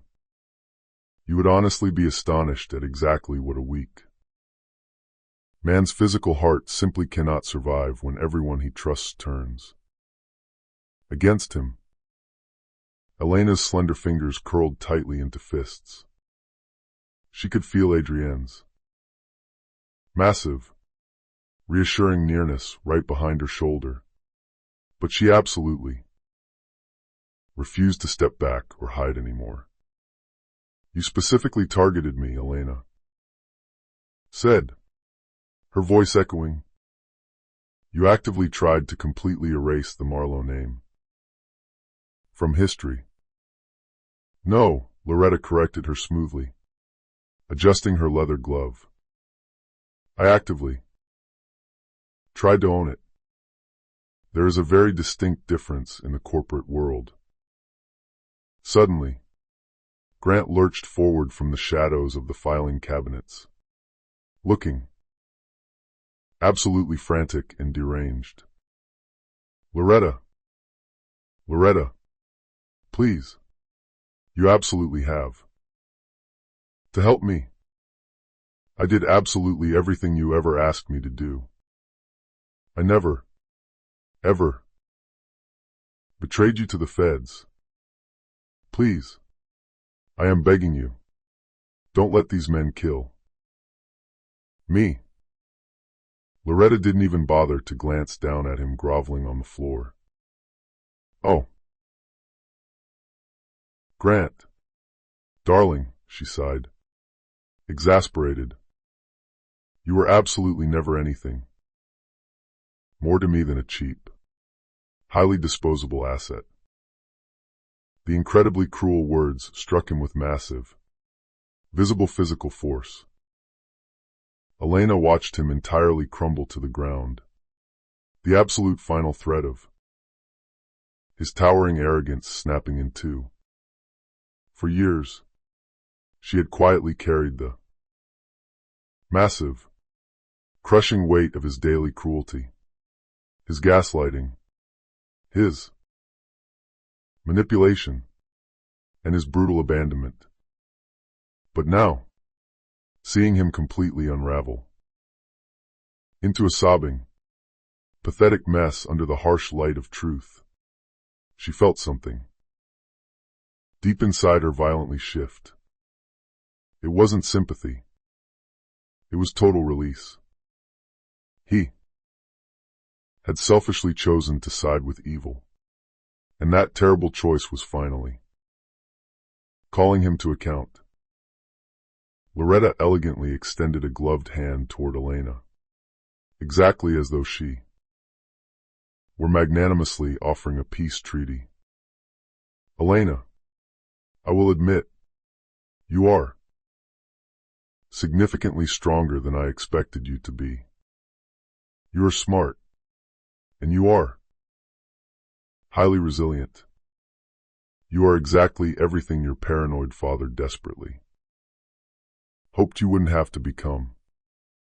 Elena lifted her chin, staring the monster down. And you are exactly everything he ever warned me about. Loretta's fake smile completely faded, replaced by cold, calculating anger. You can still walk away from this right now, Loretta threatened quietly. Forget this broadcast ever happened. Return to your boring, quiet little life painting pictures in Malibu. Leave the real corporate world to the powerful people who actually understand its dangers. Elena stepped boldly forward, closing the distance between them, her voice completely steady and unwavering. You do not get to write the ending to my story anymore, Loretta. Loretta's cold eyes hardened into obsidian. Then you have officially chosen war, little girl. No, Elena replied, her voice cutting through the room like Valyrian steel. I have officially chosen the truth. Without breaking eye contact with Loretta, Elena reached blindly backward for the main computer console and firmly pressed the large, blinking send button on Adrienne's terminal. Loretta's face completely drained of all color as a massive, automated alarm sounded from the servers. Around the world, every major corporate board member, federal financial investigator, SEC regulator, and mainstream media news outlet simultaneously received a massive, unencrypted, highly organized data dump containing absolute proof of Loretta's countless crimes. The file included the illegal shell companies, the documented bribes to politicians, the corporate sabotage, the recorded wiretaps, and the fraudulent acquisitions. Her massive, untouchable empire was literally crumbling to dust in real time. Loretta's voice cracked with genuine, unhinged fury. Do you have absolutely any idea what you've just done? Elena did. She had just lit the match. And now, the great Loretta Collins was the one standing squarely in the center of the raging flames. The catastrophic fallout was absolutely instantaneous. Loretta Collins's encrypted smartphone immediately began vibrating violently inside her expensive coat pocket. It was message after frantic message, news alert after news alert. Every single major financial television network across the country had just interrupted their programming to flash massive, breaking headlines in red banners.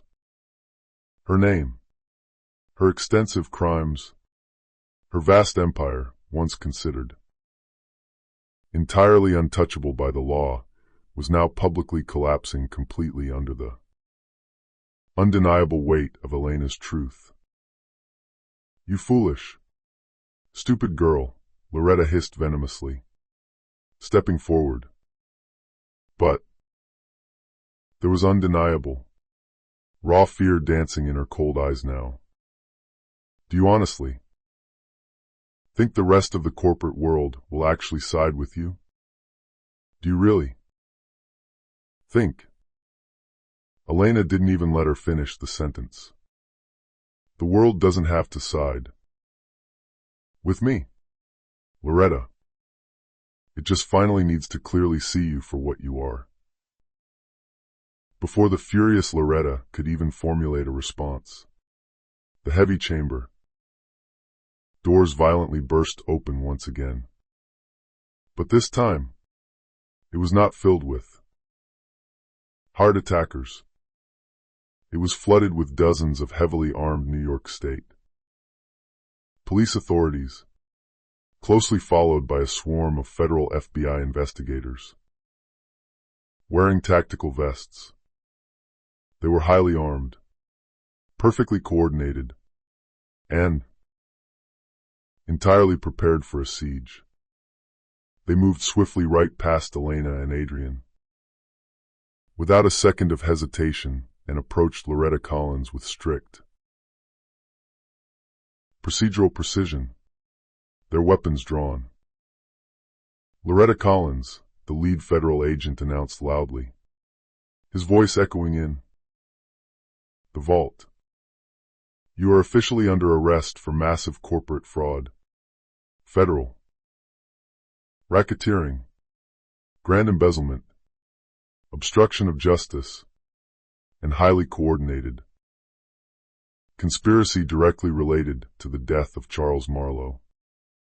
Put your hands where I can see them." Loretta's ironclad composure finally cracked into pieces.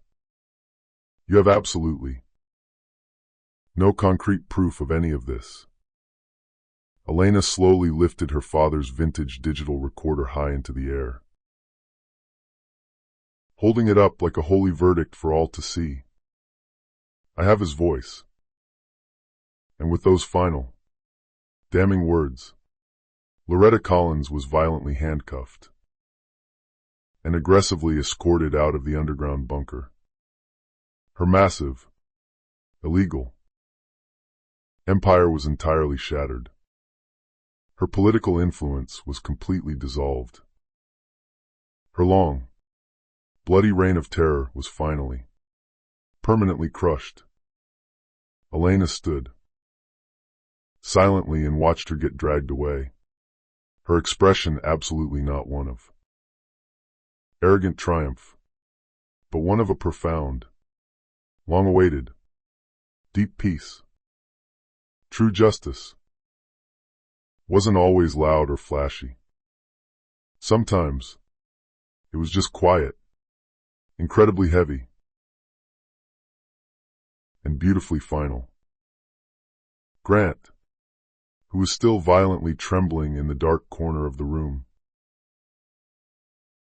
desperately tried to crawl on his knees toward Elena, exactly as if physical proximity to her could somehow magically save him from federal prison.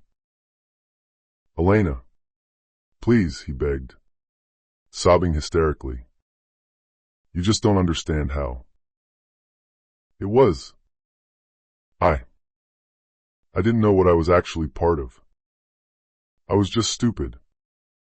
I was heavily manipulated by her. Please, please, I am begging you. Don't let them take me away. Elena slowly looked down at him. She looked at him in the exact same cold, objective way a high court judge might look down at a guilty man who had already been entirely sentenced to death by his own terrible life choices.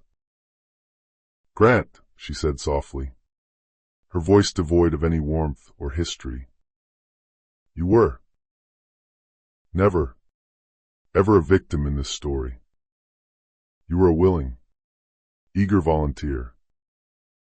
His breath hitched violently in his throat.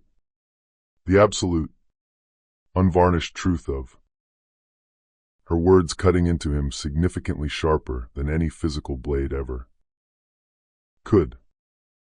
But the federal agents hadn't actually come down there specifically for him. Not yet. Anyway, he simply wasn't on Loretta's massive, billionaire level of crime. He wasn't nearly that important to the FBI. His ultimate punishment in life would come much more slowly, and it would be vastly more agonizing. It would be the endless civil lawsuits, the crushing, inescapable mountain of debt, the massive public humiliation on the front pages of tabloids, his total career, death, and the agonizing, daily knowledge that he had willingly thrown away the absolute only person in the entire world who had ever truly loved him. The federal agents simply walked right past him without giving him a second glance as they cleared the room. And somehow, that absolute insignificance hurt. His massive ego significantly more than the cold steel of handcuffs ever could. Adrian stepped much closer to Elena, his deep voice a comforting, low rumble in the dusty vault. Your father would be incredibly proud of you today. She turned toward him, a potent mixture of deep exhaustion and profound relief, mingling beautifully in her dark eyes. I really hope so. He absolutely would be, Adrian repeated firmly, placing a gentle hand on her arm. And he would proudly tell you that this exact fire, your incredible strength, your unwavering courage, was absolutely always hiding right there, inside you. You just needed to finally find something in this world worth fighting for. Elena exhaled a long, shaky breath, leaning slightly into his touch. I am so incredibly tired of fighting, Adrian. Then let me carry the rest of the weight with you, he whispered softly, his eyes full of absolute devotion. They stood there quietly amidst the complete ruins of a fallen, corrupt empire. There were broken files scattered everywhere, highly classified documents covering the floor, and ancient dust drifting beautifully through the glowing red emergency lights. Yet, despite the chaos and the destruction, somehow it felt exactly like the bright, beautiful beginning of something entirely new. In the busy, rebuilding months that immediately followed the dramatic raid, the completely restructured board of Marlowe International formally and publicly reinstated Elena as its rightful legal head and CEO. The global media enthusiastically dubbed her the Phantom Heir, the daughter who rose from the ashes, and the brilliant woman who toppled a dynasty. But Elena genuinely didn't care for the flashy magazine titles or the public adoration. She only cared deeply for the honest restoration of her father's hard work, the beautiful rebuilding of her own fractured sense of self, and the peaceful, loving life she desperately wanted to build moving forward. Adrian firmly remained by her side through it all. He was absolutely not there as a shielding protector now, but as a completely equal partner, someone who didn't arrogantly stand in front of her to block her light or hide behind her in the shadows, but stood proudly, shoulder to shoulder with her. True romantic love absolutely didn't bloom between them overnight. It grew very slowly, incredibly respectfully, and with plenty of quiet room allowed for deep psychological healing. But eventually, the bond became significantly strong, enough to beautifully shape a long, incredible future together. Many happy years later, Elena stood quietly on the porch and watched her three beautiful children, hers and Adrienne's precious heirs, happily running and playing across the massive, manicured green lawn of their sprawling Hamptons estate. Their pure, joyful laughter echoed beautifully into the warm, salty evening air. She gently held Adrienne's warm hand as the bright sun slowly dipped below the ocean horizon, magnificently painting the entire world in shades of soft, glowing gold. She had tragically lost absolutely everything once upon a time. But through immense fire and pain, she had successfully rebuilt a beautiful life that was vastly richer and more profound than anything she had ever dared to imagine in that tiny, cold apartment in New York. And standing there, somewhere deep in the quiet, peaceful center of her healing heart, she looked up at the sky and whispered softly to her father, "We made it. We're finally home.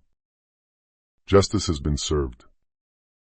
Your legacy is fully restored, and the story is finally completed." The legendary Marlowe name lived on, significantly stronger, brighter, and more powerful than it ever had before. So, that is exactly where our incredible, emotional story closes today. My wonderful, amazing friends. And if you are still right here with me, listening closely until the very last moment of this tale, then I know that something very deep in Elena's profound journey has touched your heart in its own quiet, special way. Maybe her incredible journey reminded you of your own hidden inner strength. Maybe it served as a powerful reminder that even the absolute deepest, most painful wounds we suffer can eventually become beautiful openings to an entirely new, magnificent life. The great Stoic philosophers used to frequently say, "The obstacle is the way." The legendary Marcus Aurelius once wisely wrote that the very terrible things that are meant to completely break us often become the exact tools required to beautifully remake us into who we are supposed to be. Elena's devastating, humiliating fall was absolutely not the end of her book. It was merely the dark, necessary beginning of her spectacular rising. And maybe, just maybe, in your own beautiful life right now, the immense pain you absolutely did not choose to endure is currently shaping you into the exact incredible person you are ultimately meant to become. Another profound Stoic truth we must remember is this: you absolutely cannot control what cruel things other people decide to do to you. But you can always, without fail, control exactly how bravely you choose to rise after you fall. Elena absolutely didn't win her war simply because she was unhurt. She won her war because she stubbornly refused to stay broken on the floor. If this powerful story made you feel something deep inside today, even if it was just a tiny, flickering spark of newfound courage to face your own battles, please take just a quick second to hit that like button on this video. Please share this video with someone in your life who might desperately need a message of hope and strength tonight. And most importantly, please make sure to subscribe to our channel right now so that you never have to walk this difficult journey of life alone. Your brave heart matters. Your unique story matters. And I promise you, you are so much stronger than you think. Thank you so much for watching, and I will see you all in the next video.